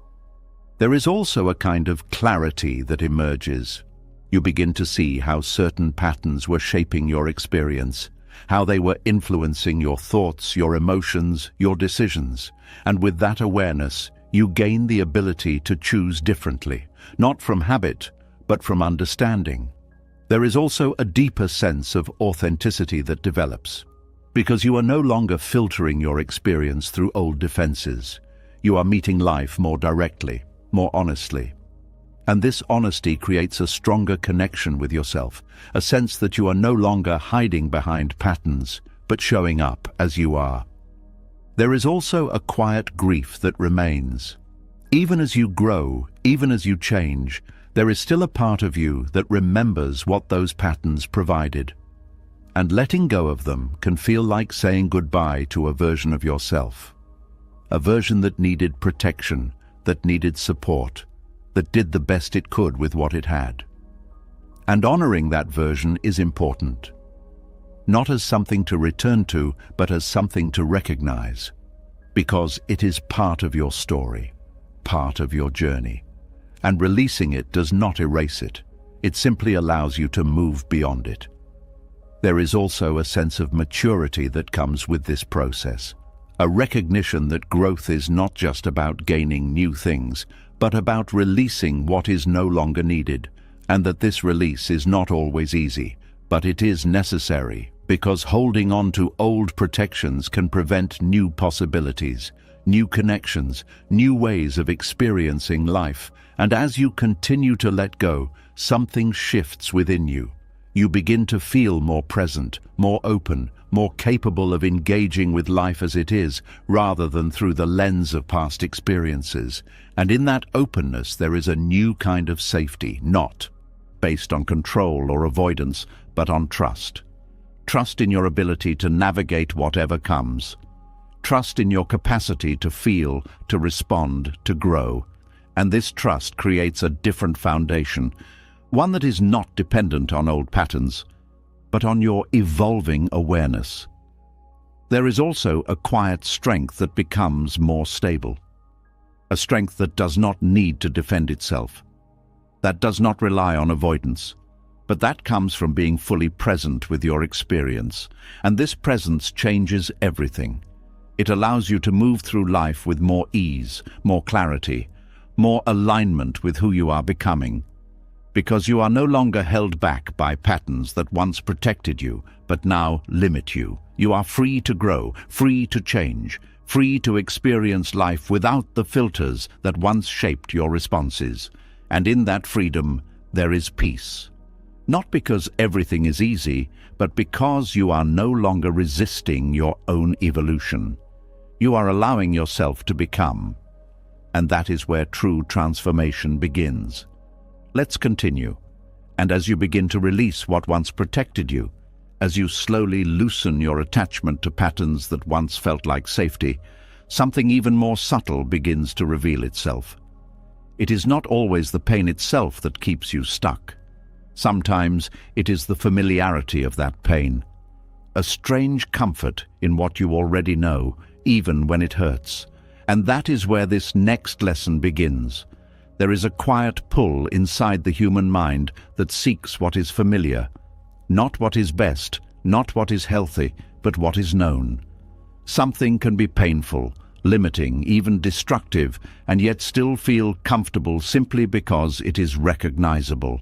It carries a pattern you understand, a rhythm you have learned to navigate, a language your emotions have become fluent in, and because of that, it feels safer than the unknown. This is how emotional familiarity begins to shape your life in ways that are not always obvious.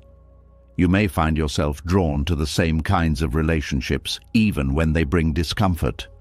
You may repeat the same emotional cycles even when you are aware that they are not serving you.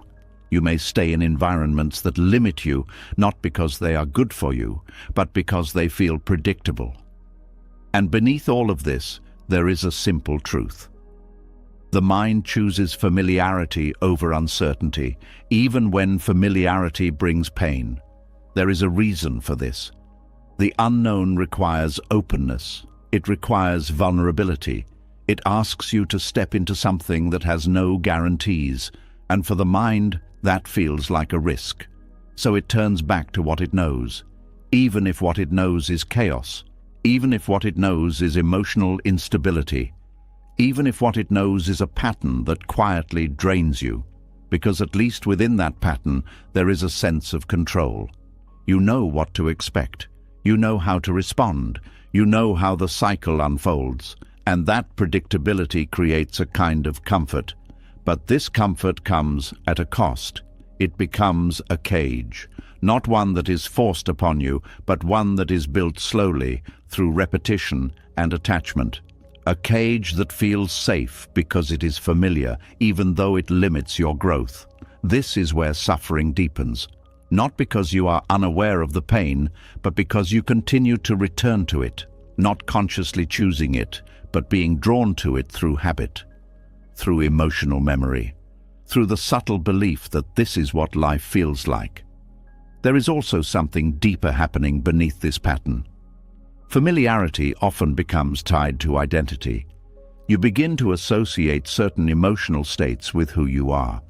If you have spent a long time in environments that were unstable, calm may feel uncomfortable.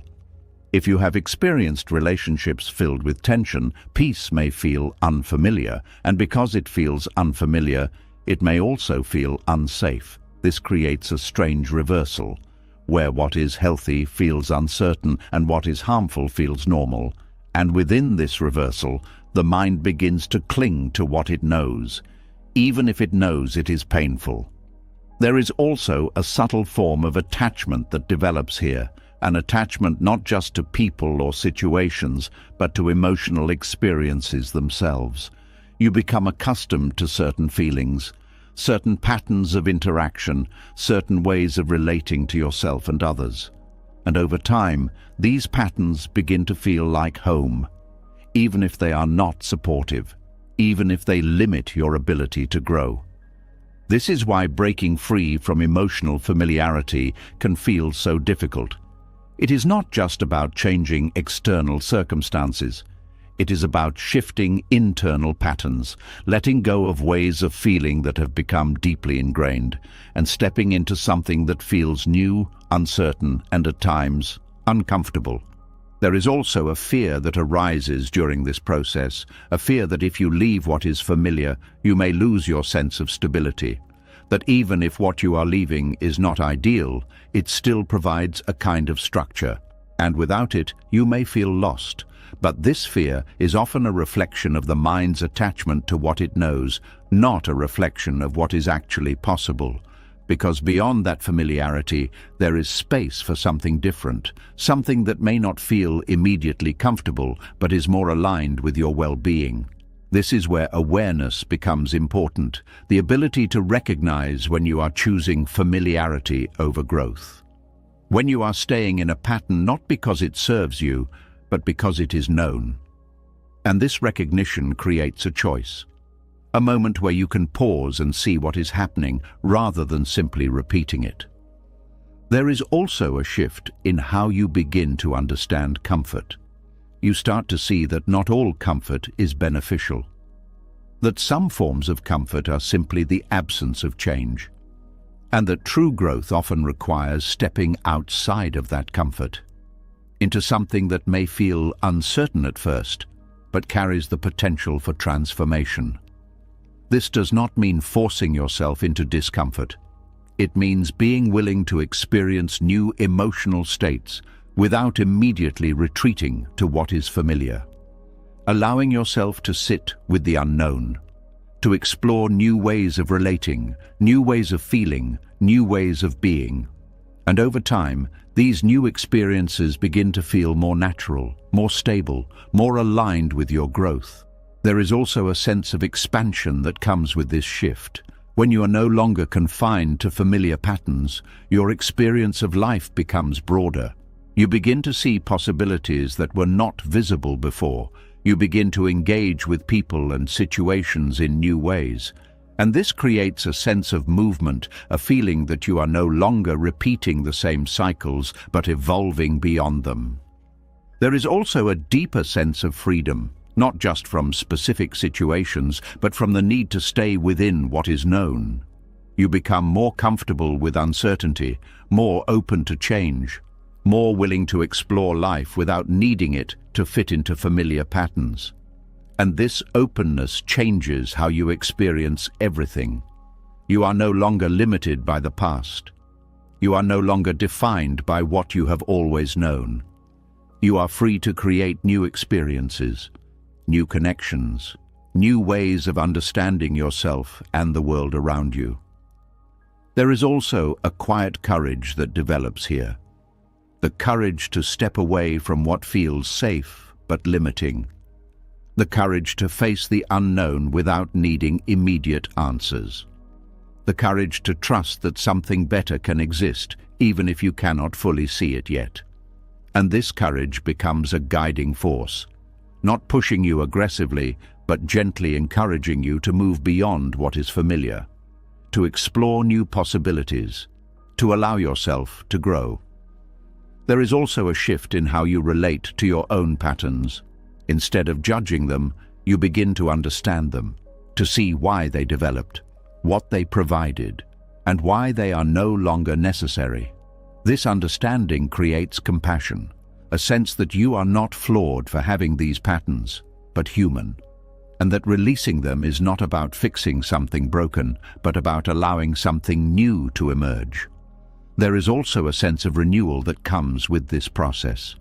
As you let go of familiar pain, you create space for unfamiliar peace, a kind of calm that may feel strange at first, but gradually becomes more natural, a kind of connection that is not based on old patterns, but on present awareness. And this renewal changes how you see yourself. You are no longer someone who is defined by past experiences. You are someone who is capable of change, capable of growth, capable of stepping into something new. There is also a deeper understanding that emerges. That familiarity is not always a guide to what is right, that what feels comfortable is not always what is best, and that growth often requires moving beyond what you already know. This understanding allows you to make different choices, not based on habit, but on awareness, not based on fear, but on possibility. And in those choices, something begins to shift. You begin to create a life that is not built on repetition, but on intention. A life that reflects who you are becoming, rather than who you have been. And this is where the real transformation happens, not in a single moment, but in the gradual release of what is familiar and limiting, and the steady movement toward what is new and expansive. Because when you stop worshipping emotional familiarity, you begin to see that the cage was never locked, it was only known. And once you step beyond it, you realize that freedom was always available. You only needed to be willing to leave what you understood behind. Let's continue. And as you begin to step beyond the patterns that once felt safe, as you slowly loosen your attachment to what is familiar but limiting, something quieter begins to emerge. It is not just about leaving what hurts. It is about releasing the need to hold anything at all. Because beneath every attachment, every pattern, every effort to keep something close, there is a deeper habit, the habit of grasping. And that is where this next lesson begins. There is a kind of tension that lives in the act of holding. It is not always visible, but it is always present. The moment the mind decides something must be kept, protected, or preserved, a subtle weight begins to form. It may be a person, a role, an outcome, or even a feeling. Once it becomes something you believe you need to hold on to, it begins to take up space inside you. This is how attachment quietly builds, not through dramatic moments, but through small decisions to keep, to cling, to not let go. And over time, your hands become full, not physically, but emotionally, full of expectations, full of identities, full of memories and desires that you continue to carry forward. At first, this fullness can feel meaningful. It can feel like you are building a life, collecting experiences, creating something solid. But slowly, something begins to shift. The more you hold, the heavier it becomes. The more you try to possess, the more you feel the pressure of maintaining it. Because everything that is held must be protected. Everything that is possessed must be preserved. And that creates tension. There is a constant awareness that what you hold can be lost, that what you have can change, that what you rely on is not permanent. And this awareness, even if subtle, creates a kind of unease, a quiet fear that something may slip away. This is why holding can never bring complete peace, because peace cannot exist where there is constant effort to maintain. There is always something to guard, something to worry about, something to keep in place. And that effort keeps the mind active, restless, unable to fully settle. There is also something important about how the mind interprets possession. It often believes that having more will create stability, that if you can gather enough, hold enough, secure enough, you will finally feel at ease. But this is an illusion, because the more you gather, the more there is to lose. And the more there is to lose, the more the mind tries to control. This creates a cycle. Holding leads to fear. Fear leads to more holding. And the cycle continues until something begins to break it. And that break often comes through loss, through moments where something you were holding is no longer there. At first, this feels painful. It feels like something has been taken, like something important has been removed. But if you look deeper, there is also something else happening. There is space. A space that was not there before, a space that feels unfamiliar at first, even uncomfortable, but also lighter, because something is no longer being carried. This is where the lesson of empty hands begins to reveal itself. Empty hands are not a sign of lack. They are a sign of release, a sign that you are no longer trying to hold everything together, a sign that you are allowing things to come and go without clinging to them. And in that release, something begins to change. The mind becomes quieter, less focused on maintaining, less driven by the need to secure, more open to experiencing life as it unfolds. There is also a deeper sense of freedom that emerges, because when your hands are empty, you are not tied to what you are holding. You are not limited by it. You are not defined by it. You are free to move, free to receive, free to experience without the weight of constant attachment. There is also a shift in how you relate to life. Instead of trying to possess, you begin to appreciate. Instead of trying to keep, you begin to experience. And this changes everything. Because appreciation does not create attachment. It allows you to engage fully, without needing to control. It allows you to value something while it is present, without fearing its absence. This creates a different kind of peace, a peace that is not dependent on things staying the same, but on your ability to remain steady as things change. There is also a sense of lightness that comes with this, not because life becomes easier, but because you are no longer carrying unnecessary weight. You are no longer holding on to every experience, every identity, every expectation. You are allowing things to pass through you rather than accumulate within you. And this lightness affects how you feel, how you think, how you move through the world. There is less resistance, less tension, less effort. There is also a deeper clarity that emerges. When you are not focused on holding everything, you begin to see more clearly what truly matters, not in terms of possession, but in terms of presence. You begin to recognize that what is meaningful is not what you can keep, but what you can fully experience. And this recognition shifts your priorities. You become less concerned with accumulation, less driven by the need to secure, more focused on being present with what is here now. There is also a kind of trust that develops. A trust that you do not need to hold on to everything to be okay. That life can move, change and evolve without taking something essential from you. Because what is essential is not what you hold, it is what you are. And that does not depend on external conditions. This trust allows you to release more easily. Not because you are forcing yourself to let go, but because you no longer feel the need to hold on so tightly. There is also a deeper connection to the present moment. When your hands are empty, your attention is not divided. It is not pulled into maintaining what you have. It is available, open, responsive.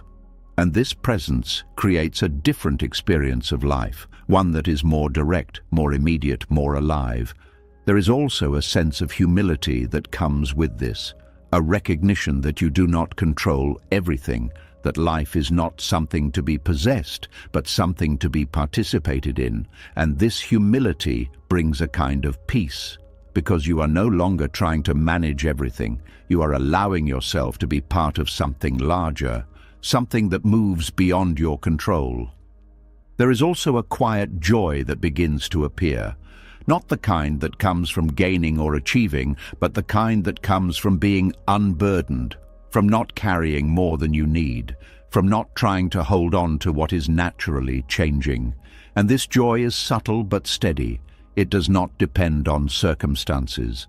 It arises from the absence of tension, from the release of constant grasping, There is also a deeper understanding that develops, that emptiness is not something to fear, it is not a void that must be filled.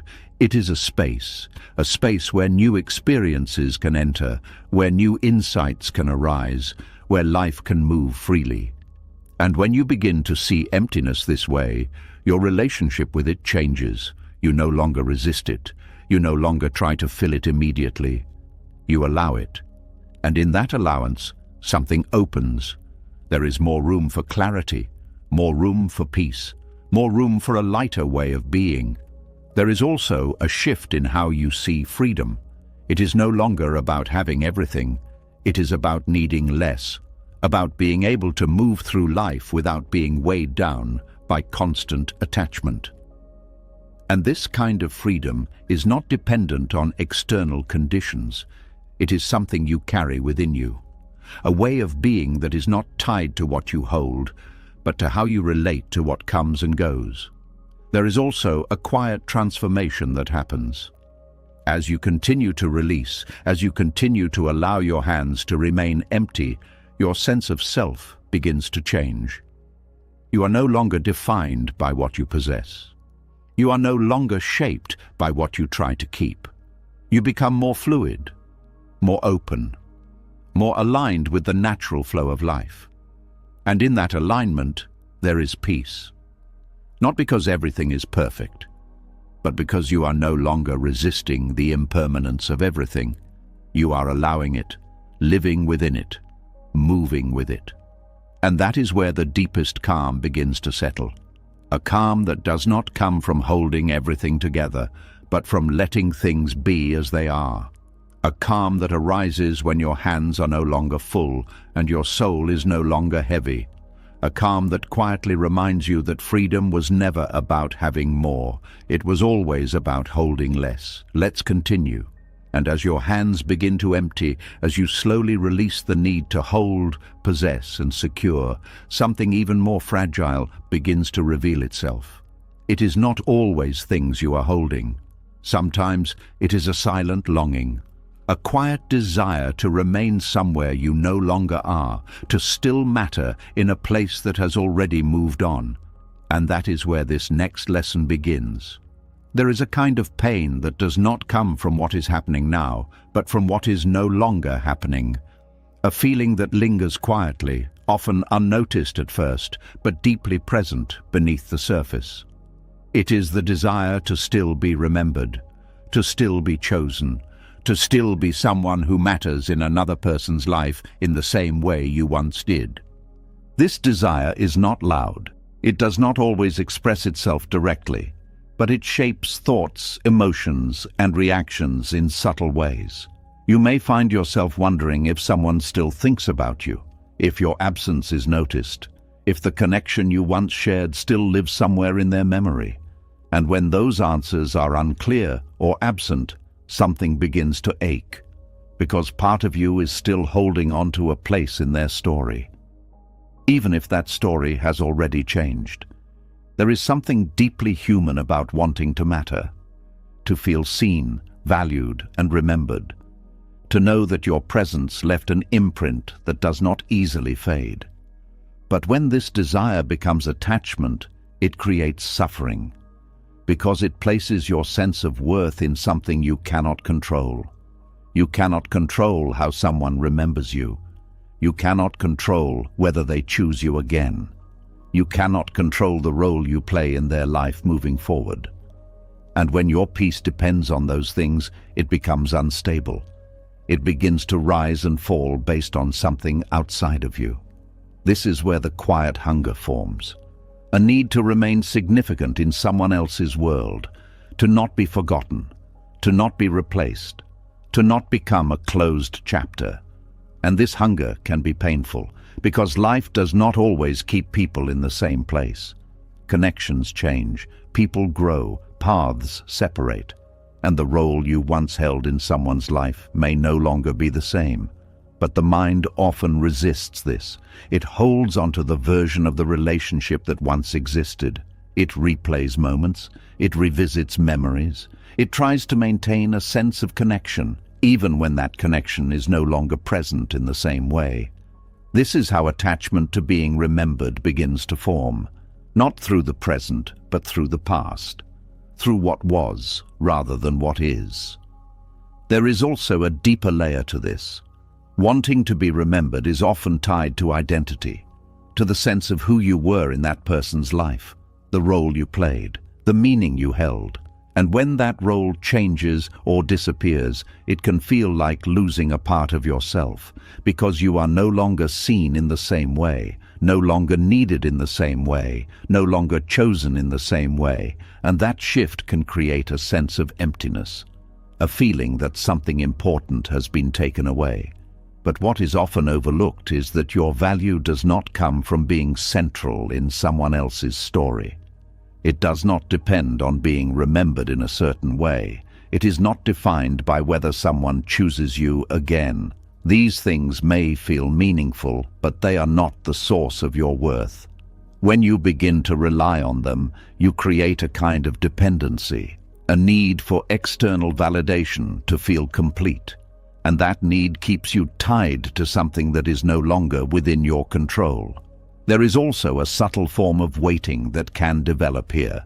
Waiting to be noticed again, waiting to be reached out to, waiting for some sign that you still matter in the same way. And this waiting keeps you in the past. It keeps your attention focused on something that is no longer active in your present. And because of that, it limits your ability to fully engage with what is here now. There is also a kind of comparison that can arise. You may wonder who has taken your place, how they are being treated, whether they are receiving the same attention or care that you once did. And this comparison creates further discomfort, because it reinforces the idea that your value is tied to your position in someone else's life. But this perspective is limited, because relationships are not fixed positions, they are dynamic. They change based on time, circumstance, and personal growth. And trying to hold on to a specific role within them creates tension, because you are trying to maintain something that is naturally evolving. There is also something important to understand about memory. People do remember, but not always in the way you expect, not always with the same intensity, not always with the same meaning. And this is not a reflection of your value. It is simply the nature of human experience. People move forward. They create new memories. They shift their focus. And while the past remains, it does not always remain central. And accepting this can be difficult, because it challenges the desire to remain significant, but it also creates freedom. Because when you release the need to be remembered in a specific way, you free yourself from that dependency. You no longer need someone else's memory to validate your experience. You no longer need to be chosen again to feel worthy. You begin to find a sense of completeness within yourself. There is also a shift in how you relate to the past. Instead of holding on to it as something that defines your present, you begin to see it as something that contributed to your growth, something that was meaningful but is no longer active. And this allows you to appreciate it without being attached to it. There is also a deeper sense of presence that emerges. When you are no longer focused on whether someone remembers you, your attention returns to your own life, to what is happening now, to what you are experiencing, creating, and becoming. And this shift changes everything, because your energy is no longer tied to something outside of you. It is available, free to move forward, free to engage with new experiences. There is also a quiet strength that develops, a strength that comes from not needing to be chosen to feel complete, from not needing to be central in someone else's life to feel significant.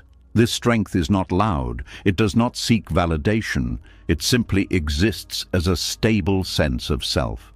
And this stability allows you to move through relationships with more ease, with less attachment, with less fear of being forgotten or replaced, because you are no longer defining yourself through those dynamics.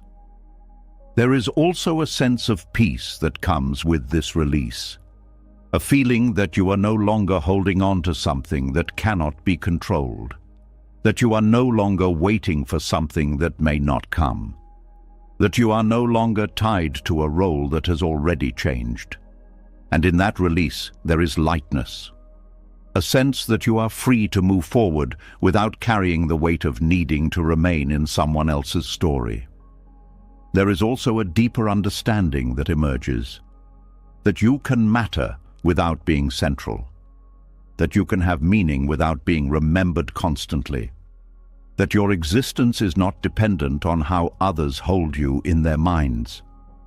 And this understanding shifts your perspective.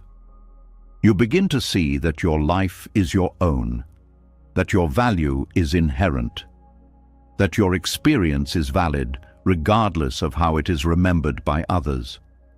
There is also a quiet acceptance that forms, a recognition that not all connections are meant to remain the same, that not all stories continue in the way you expect, and that this is not a loss of value, but a natural part of life. And with that acceptance, something softens, the need to hold on, the need to be remembered, the need to be chosen again. They begin to fade, not because they were wrong, but because they are no longer necessary, and in their place, something else begins to grow. A sense of self that is not dependent on external validation, a sense of peace that is not tied to someone else's attention, a sense of freedom that comes from letting go of the need to remain where you no longer are. And this is where true healing begins. Not in being remembered, but in remembering yourself. Not in being chosen, but in choosing your own path. Not in being returned to, but in moving forward without needing to go back. And in that movement, there is a quiet power, a power that does not rely on others, a power that comes from within. And that is where your peace begins to settle. And as you begin to release the quiet need to be remembered, chosen, or returned to, something deeper begins to surface. It is not always the ending itself that creates the deepest pain. Sometimes it is the resistance to that ending, a refusal to accept what has already shifted, a silent struggle to keep something alive, even when it has already come to its natural close. And that is where this next lesson begins. There is a moment in every ending where the truth becomes clear. Something has changed. Something is no longer what it was. A connection has weakened, a chapter has closed, a path has quietly come to its end. And in that moment, there are two directions the mind can take. One is acceptance, the other is resistance. Acceptance does not mean agreement. It does not mean the ending feels good or easy. It simply means you are willing to see what is real without trying to rewrite it. Resistance, on the other hand, is the attempt to hold on to what is already leaving. It is the effort to reverse what has already unfolded. It is the quiet voice that says this should not be happening, even when it already has. And this resistance is where suffering begins to multiply, because the ending itself may be brief, but the refusal to accept it can last much longer. There is a kind of inner conflict that forms when you resist an ending. Part of you knows something is over, but another part refuses to let go. And this split creates tension, a constant pull between what is real and what you wish was still true. This tension does not stay contained. It begins to spread into other areas of your life. It affects your thoughts, your emotions, your ability to rest, because your mind is not settled. It is caught in a loop, trying to resolve something that has already been decided by life. This is how one ending can create many smaller endings within you. Your sleep becomes disturbed, not always dramatically, but subtly. Your mind replays conversations, revisits moments, searches for explanations, and even when your body is tired, your mind remains active, because it is still trying to hold on to something that has already moved on. There is also a shift in how you trust. When you resist an ending, you often begin to question everything around it. You question what was real, what was true, what you missed, what you could have done differently. And this questioning can begin to affect how you see other situations, other relationships, other possibilities, because your trust has been shaken, not just by the ending, but by your resistance to understanding it. There is also an impact on your sense of self-worth. When something ends, especially something meaningful, it is natural to reflect on your role in it.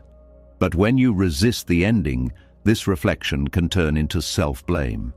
A belief that if you had done something differently, the outcome would have changed. And this belief keeps you tied to the past.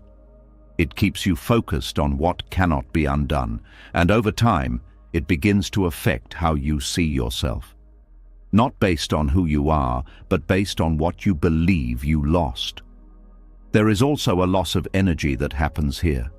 Holding on to something that has already ended requires effort. You have to keep thinking about it, keep revisiting it, keep engaging with it mentally and emotionally. And this takes energy that could be used for your present life, for new experiences, for growth. But instead, it is being used to maintain a connection to something that is no longer active. This creates a sense of fatigue, not always physical but emotional, a feeling of being drained without fully understanding why, because part of your energy is still invested in something that has already passed. There is also an effect on your emotional stability. When you resist an ending, your emotions can become unpredictable. You may feel moments of acceptance, followed by sudden waves of sadness or frustration. Moments of clarity, followed by confusion. Because your mind has not fully settled into the reality of the situation, it is still moving back and forth between what is and what was. And this creates instability, a sense that your emotions are not grounded, that they are being pulled in different directions. There is also a subtle isolation that can develop, not because you are physically alone, but because your attention is focused inward on something that others may not fully understand. You may find it difficult to fully engage with people around you, to be present in conversations, to connect in the way you once did, because part of you is still occupied, still processing, still holding on to something that has not been released. This is how resistance creates more endings within you. It does not just affect the original situation. It begins to influence other parts of your life. Your rest, your trust, your energy, your sense of self, all become affected by the effort to hold on to what has already ended. There is also a deeper layer to this. Resistance often comes from the belief that accepting an ending means losing something important, that if you let go, it will mean it did not matter, that it will erase the significance of what you experienced. But this is not true. Acceptance does not erase meaning. It allows it to settle, to become part of your understanding rather than something you are constantly trying to hold on to. There is also a shift that happens when you begin to accept an ending. The inner conflict begins to dissolve. The tension between what is and what you wish were begins to soften, because you are no longer trying to force reality into a different shape. You are allowing it to be what it is, and in that allowance, there is peace. Not immediate, not complete, but gradual. A quiet easing of the mind, a sense that you are no longer fighting something that cannot be changed. There is also a restoration of energy. When you stop investing in resistance, that energy becomes available again. Available for your present life, for your growth, for new experiences. And this shift can feel subtle at first, but over time, it becomes more noticeable. You feel lighter, more focused, more engaged with what is happening now. There is also a rebuilding of trust. Not necessarily in others, but in life itself. A recognition that endings are not always something to be feared or resisted, that they are part of the natural movement of life, and that you can navigate them without losing yourself. This trust allows you to approach future experiences with more openness, less guarded, less afraid of change, because you understand that even if something ends, you can move through it. There is also a deeper sense of self-worth, that begins to form, not based on what continues, but based on your ability to remain steady through change, to accept what is, to release what has ended, and to continue moving forward. And this kind of self-worth is more stable because it is not dependent on external circumstances. It is rooted in your relationship with yourself. There is also a sense of emotional balance that returns. As the mind settles, as the resistance fades, your emotions become more stable, less reactive, more grounded, because they are no longer being pulled between past and present. They are aligned with what is happening now. There is also a quiet clarity that emerges, a clearer understanding of what the ending meant, what it taught you, how it shaped you. And this clarity allows you to integrate the experience, to carry its meaning without carrying its weight.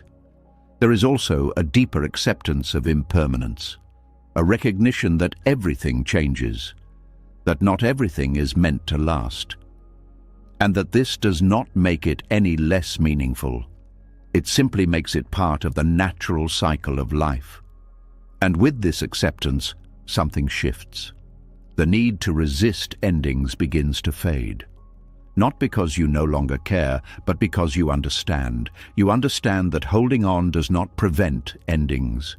It only prolongs the pain of them. And in that understanding, there is a quiet release, a willingness to let things end when they have reached their natural conclusion, a willingness to move forward without carrying unnecessary weight. And that is where your peace begins to return.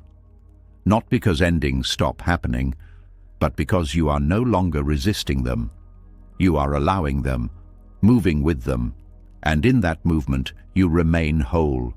And as you begin to accept endings without resistance, as you slowly allow life to close what has already completed its time, another quiet truth begins to surface. It is not only the ending itself that creates suffering. Sometimes it is the story you built around the person before the ending ever came. A role you gave them, a place you assigned them in your life. And that is where this next lesson begins. There is a subtle way the mind relates to people. It does not always see them as they are. Instead, it sees them through meaning, through expectation, through quiet narratives that begin forming from the very first moments of connection. Someone is not just a person. They become something, a source of comfort, a sense of direction, a symbol of the future, a solution to loneliness, a reflection of who you believe you are or hope to become. And without realizing it, you begin to give them a role, not something spoken out loud, but something deeply felt. They become the one who understands you, the one who will stay, the one who will support you in ways others have not, the one who completes a part of your life that once felt uncertain. And once this role is formed, something begins to change. You are no longer relating to the person as they are. You are relating to the role they represent. This is where suffering quietly begins, because roles are fixed, but people are not. People change, they grow, they respond to life in ways that are not always aligned with the role you gave them. And when that happens, there is tension, not always because the person has done something wrong, but because they are no longer matching the image your mind created. This creates confusion. You may feel hurt, even when there is no clear reason. You may feel disappointed, even when expectations were never fully expressed. Because part of you is responding to the loss of the role, not just the actions of the person. There is also a subtle pressure that forms when someone is given a role. Even if they are not aware of it, they can feel it.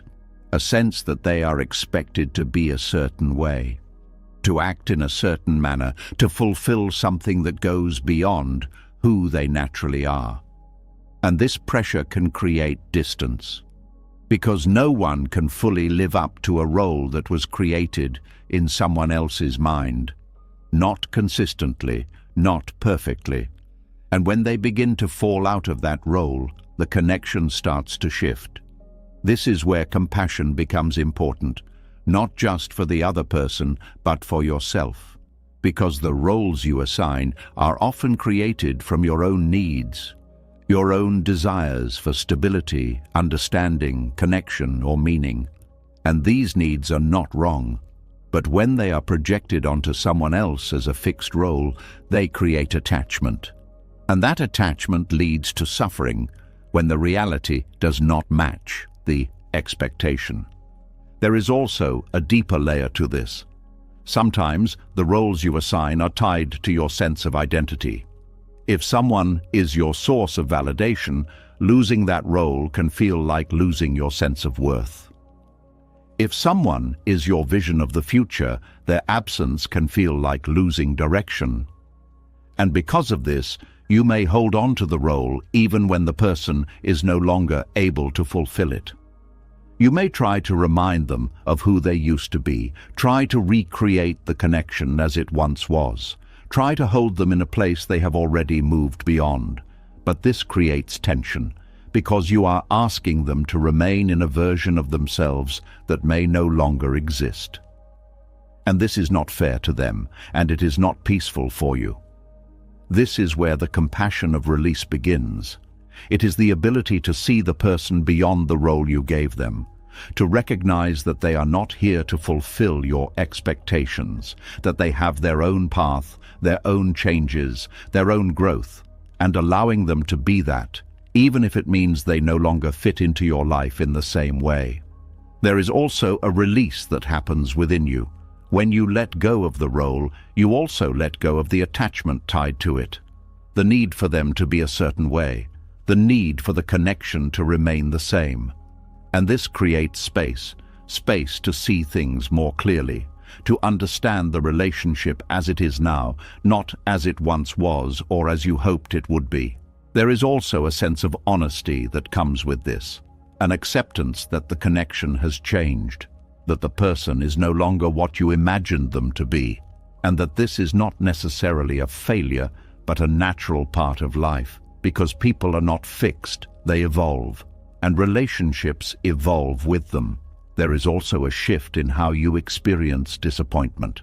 Instead of seeing it as something that comes from others, you begin to see how it is often tied to your own expectations, to the roles you created, and this awareness allows you to release that disappointment more easily, because you are no longer holding on to something that was never fully real. There is also a deeper sense of respect that develops, respect for the other person's individuality, for their right to change, to grow, to move in directions that may not include you in the same way. And this respect creates a different kind of connection, one that is not based on roles but on presence, on meeting each other as you are, without the need to fulfill predefined expectations. There is also a quiet freedom that comes with this. When you stop assigning roles, you stop trying to control how others show up in your life. You allow them to be who they are, and in doing so, you free yourself from the constant tension of expectation. There is also a shift in how you relate to future connections. You become more aware of the tendency to assign roles, more conscious of how your mind creates meaning and expectation. And this awareness allows you to engage more openly, more flexibly, without needing to define everything immediately. This creates more authentic relationships, connections that are not burdened by unspoken roles, but allowed to evolve naturally. There is also a sense of lightness that comes from this, because you are no longer carrying the weight of expectation. You are no longer trying to maintain a specific version of someone. You are simply experiencing them as they are, and this makes interactions more fluid, more real, less constrained. There is also a deeper understanding that emerges, that people are not here to complete you, define you, or fulfill every need. They are part of your experience, not the foundation of your identity. And this understanding shifts how you see connection. It becomes something that adds to your life, not something that determines it.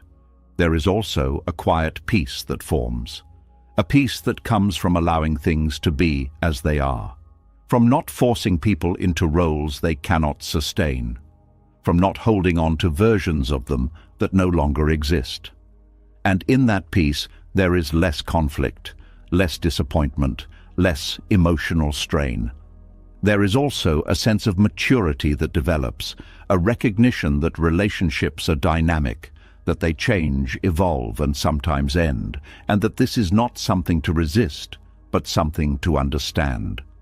There is also a deeper compassion for yourself, because you begin to see why you created those roles, what you were seeking, what you were hoping to find, and instead of judging yourself for it, you begin to understand it, to see it as part of your growth.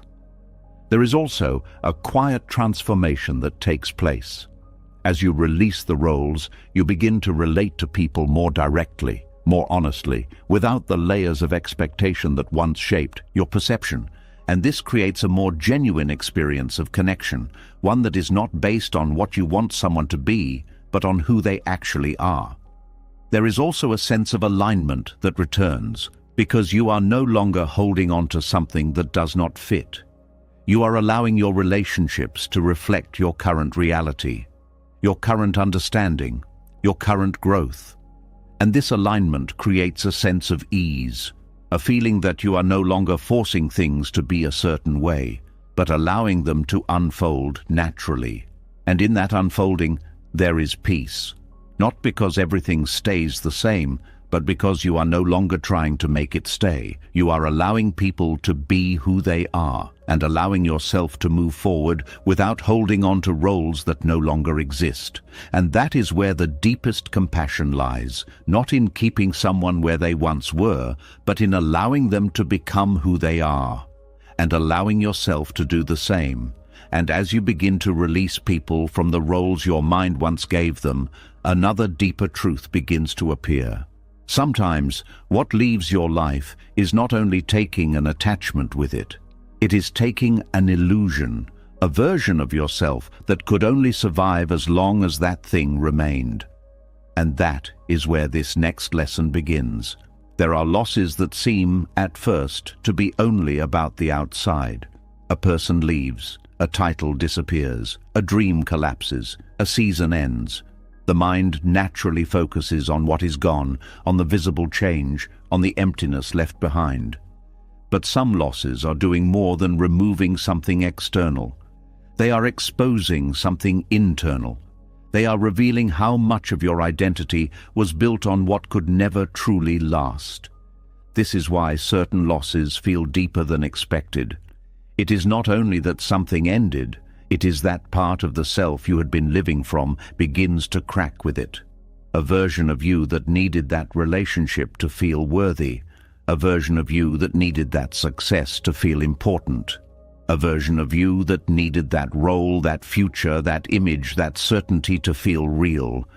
And when life removes the thing, it also shakes the self that was built around it. This is painful because the false self does not disappear quietly. It resists, it panics, it tells you that what is leaving must be saved. It tells you that if this goes, you will become nothing. It tells you that your life is falling apart, when in truth, something less visible may simply be falling away. The false self is not evil. It is not some dramatic enemy hiding inside you.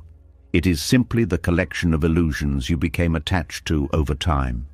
The stories, images, defenses, and identities that helped you feel stable in an unstable world. It is the self that says, I am only valuable if I am admired. It is the self that says, I am only safe if I am in control.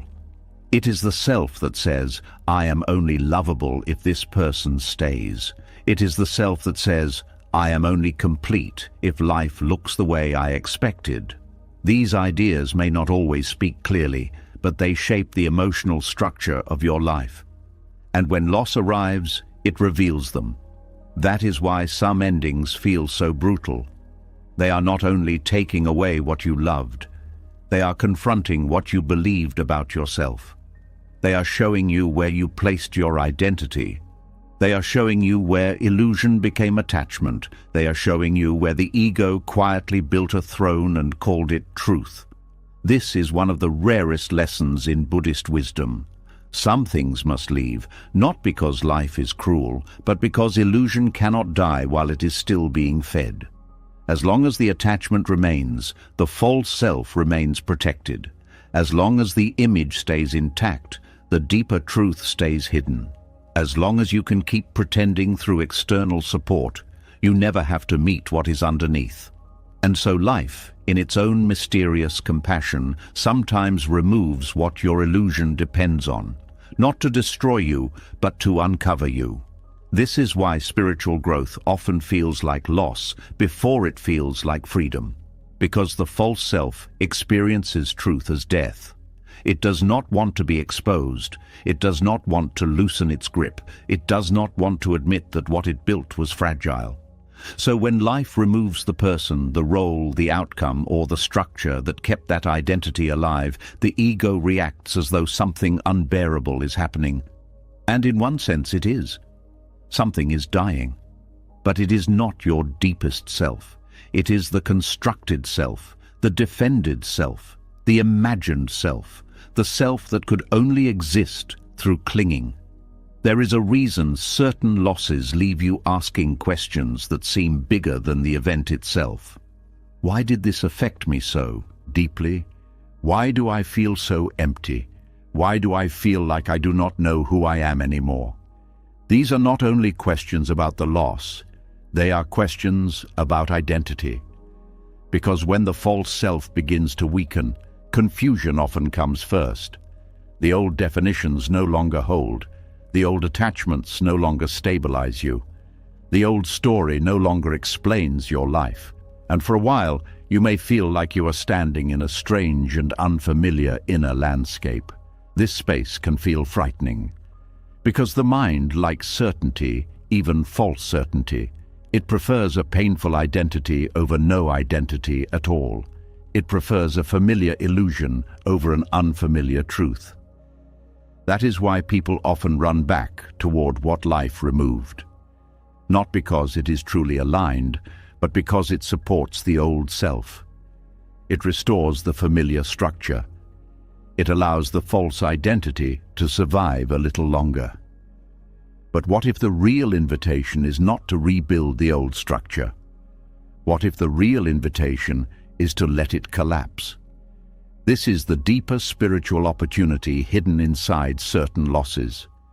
Not just to survive them, but to allow them to reveal what was never truly solid. To allow them to strip away the identities that were built on attachment. To allow them to humble the ego that believed peace could be found in possession, status, control, or permanence. This does not mean loss is easy. It is still painful. It still shakes the heart. It still brings grief, confusion, and moments of deep vulnerability. But pain becomes different when it is seen clearly. When you understand that some losses are not only taking something from you, but also freeing you from something untrue, the suffering changes shape. It becomes more spacious, more meaningful, less like punishment and more like exposure. Because what is being exposed is not your weakness, it is your illusion, and illusion must be seen before it can be released. There is also something humbling in realizing how much of the self is built in relation to what can change. Most people think they know who they are, but often they know who they are in relation to certain conditions. I am this because I have that. I am loved because this person wants me. I am important because this role belongs to me. I am secure because this future seems possible. But when those conditions are removed, a terrifying silence can appear. And in that silence, the mind asks, then who am I? This question is painful, but it is sacred, because it points you away from the false self and towards something deeper. The Buddhist path does not ask you to become empty in a dead way. It asks you to become empty of illusion, empty of the false identities that create suffering, empty of the ego's constant need to secure itself through what is unstable, empty of the stories that turn changing conditions into permanent definitions. This emptiness is not loss of being, it is release of false being. It is the space in which the deeper self can finally breathe. The deeper self does not need to be praised to exist. It does not need to be chosen to feel real. It does not need to win to feel worthy. It does not need to control life to trust life. But this deeper self is often buried beneath years of attachment and identification. That is why certain losses feel like spiritual surgery. They cut through the surface identities. They remove what the ego used to decorate itself. They leave you face to face with what cannot be maintained through performance. And this can feel brutal before it feels liberating, because the false self had become familiar. Even if it was anxious, defensive, and fragile, it was known. And the unknown feels more frightening than illusion at first. This is why people sometimes grieve not only what they lost, but the version of themselves they can no longer be, the successful one, the desired one, the needed one, the admired one, the one with a clear future, the one who had it all together. These identities may have given confidence, but if they depended entirely on external conditions, they were never stable. They were temporary arrangements. And life, by removing what supported them, is sometimes inviting you into a deeper form of truth. A truth that does not depend on what can be taken away. A truth that does not collapse when circumstances shift. A truth that remains even when the false self trembles. There is a quiet freedom that begins when you stop asking every loss, "How do I get back what left?" and start asking, "What is this revealing about what I thought I was?" That question changes everything, because it turns pain into insight. It turns collapse into awakening. It turns the ending into a mirror. And in that mirror, you begin to see what was never truly you, the constant performer, the controller, the pleaser. The achiever who believed rest would come after one more success. The wounded lover who believed worth depended on being chosen. The fearful mind that believed safety could be built by keeping everything the same. These selves may have helped you navigate life, but they were not your essence. They were survival structures. And sometimes life removes what feeds them so that something truer can emerge. This emergence is not dramatic. It is quiet. It happens slowly, in the spaces where the old identity no longer makes sense. It happens in the moments when you stop reaching for the same old definitions. It happens when you sit with discomfort instead of immediately rebuilding the old image. It happens when you let the question remain open long enough for something real to answer. There is courage in this kind of surrender. Not the surrender of defeat, but the surrender of falsehood. The willingness to let the constructed self weaken without rushing to save it. The willingness to feel uncertain without grabbing the old identity for comfort. The willingness to let life take what it must take so that the deeper self can breathe. This is not passive. It is profoundly brave. Because the ego always wants quick reconstruction. It wants a new attachment, a new image, a new role, a new certainty. Anything to avoid the nakedness of not knowing. But growth often requires that nakedness. It requires the season where you do not yet know who you are without what left. It requires the silent period where the old self has faded, but the deeper self has not yet fully emerged. This in-between space is sacred. It is where illusion dies. It is where humility enters. It is where you begin to realize that what you are cannot be reduced to what you lost. The deeper self is often discovered not in triumph, but in stripping away. Not in accumulation, but in release. Not in becoming more impressive, but in becoming more honest. That honesty can feel raw. It can show you how much you depended on things you thought were love, but were really validation. How much you called purpose was really performance. How much you called discipline was really fear. How much you called devotion was really attachment. This clarity can sting, but it also frees. Because once illusion is seen, it loses some of its power. Once the false self is recognized, it becomes harder to confuse it with truth. And once truth begins to settle in, even gently, the grip of attachment begins to weaken. You stop needing life to support every image you built. You stop begging people to keep confirming the role you once played. You stop interpreting every loss as proof that you are less. And slowly, you begin to live from somewhere deeper. A place in you that is less dramatic but more real.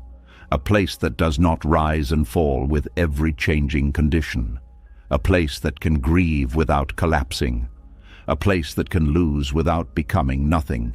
A place that can let illusion die without fearing that truth will disappear with it.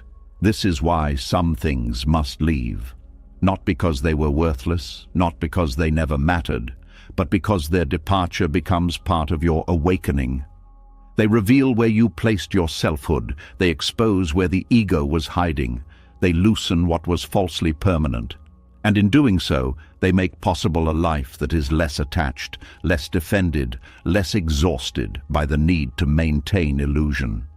When you begin to see certain losses this way, you stop asking only, "Why was this taken from me?" You begin to ask, "What false self could not survive without this?" That question is not meant to shame you. It is meant to free you. Because behind the false self is not emptiness in the fearful sense.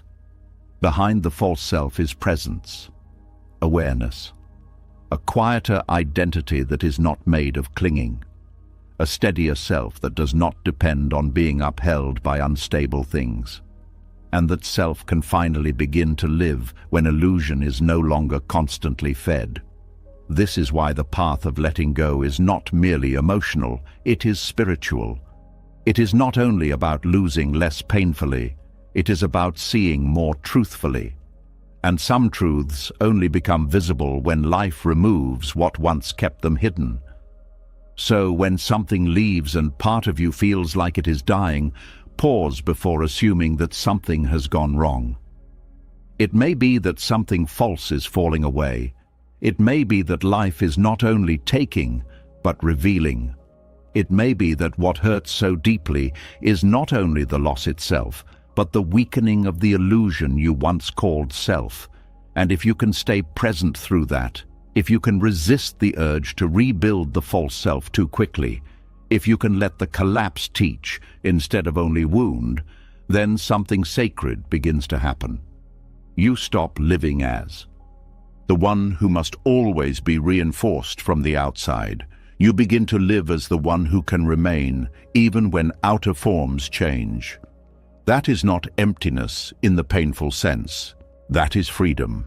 And as you begin to see that some losses are not only endings, but invitations to let the false self fall away, something even more subtle begins to reveal itself. Not everything ends loudly. Some things end quietly, long before you admit they are over. A feeling fades. A connection loses its depth. A season shifts beneath your feet while everything on the surface still looks the same. And that is where this next lesson begins.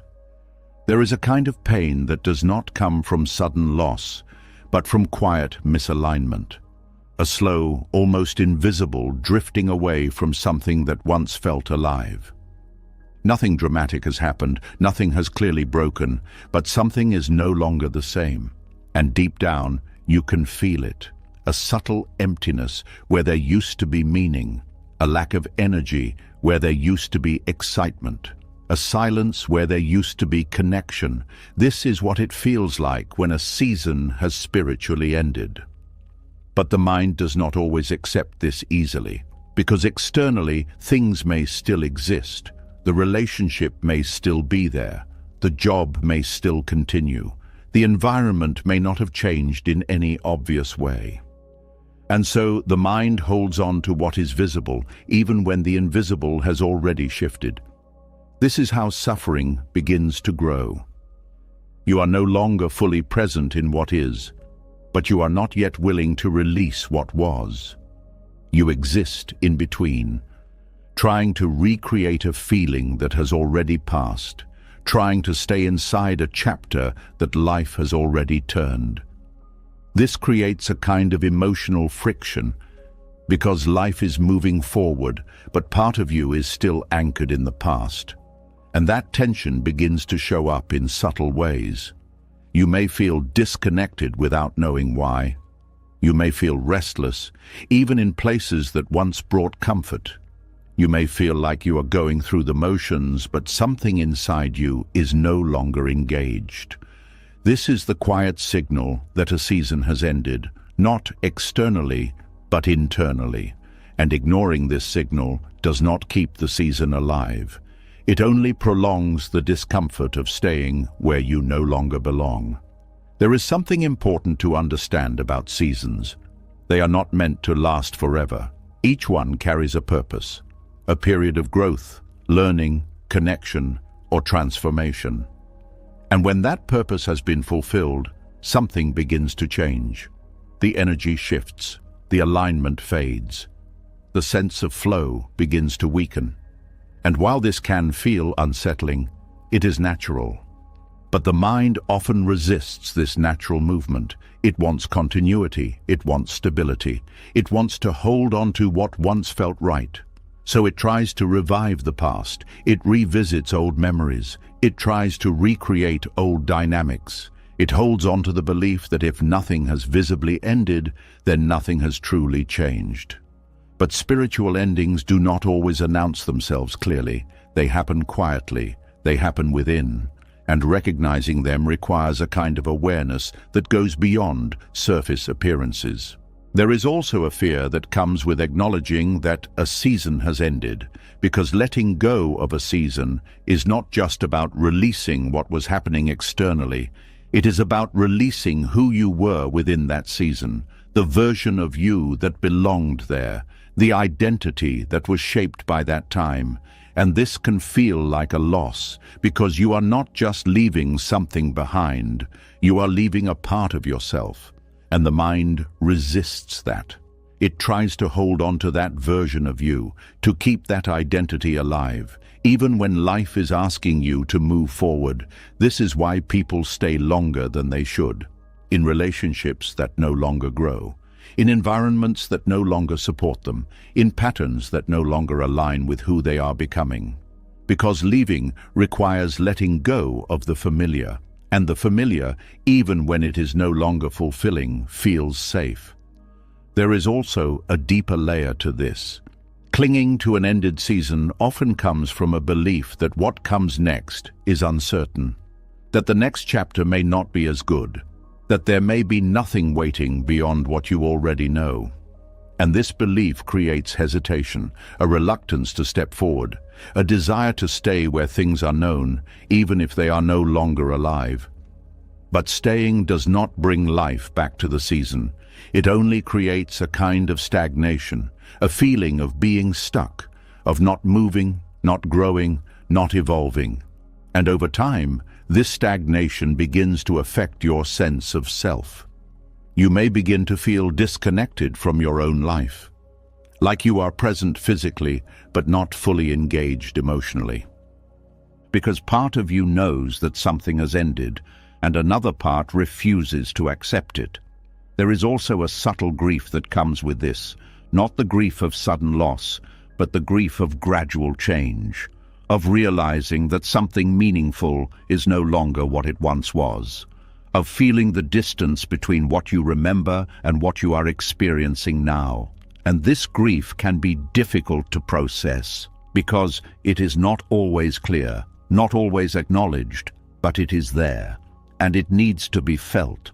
There is also a kind of honesty required in this process, the willingness to admit that something has changed, that the connection is no longer the same, that the environment no longer fits, that the version of you that belonged there has evolved. And this honesty can feel uncomfortable because it challenges the idea of permanence. It challenges the desire to hold on to what once felt right. But it also creates clarity, a clearer understanding of where you are and where you are being invited to go. There is also a sense of release that comes with acknowledging the end of a season. When you stop trying to force it to continue, something relaxes within you. The tension begins to fade. The inner conflict softens, because you are no longer trying to live in two different timelines at once. You are allowing yourself to be where you are now. There is also a shift in how you experience change. Instead of seeing it as something to resist, you begin to see it as something to move with. A natural progression, a transition from one phase to another, and this shift reduces the fear, because you are no longer trying to stop the movement of life. You are participating in it. There is also a deeper sense of alignment that begins to form. As you release the old season, you create space for the new one to emerge, not immediately, not fully formed, but gradually. And this new season carries a different energy, different opportunities, different ways of being, but it cannot fully enter while you are still holding on to what has already ended. There is also a sense of renewal that comes with this transition, a feeling that something new is beginning, even if you cannot yet see it clearly.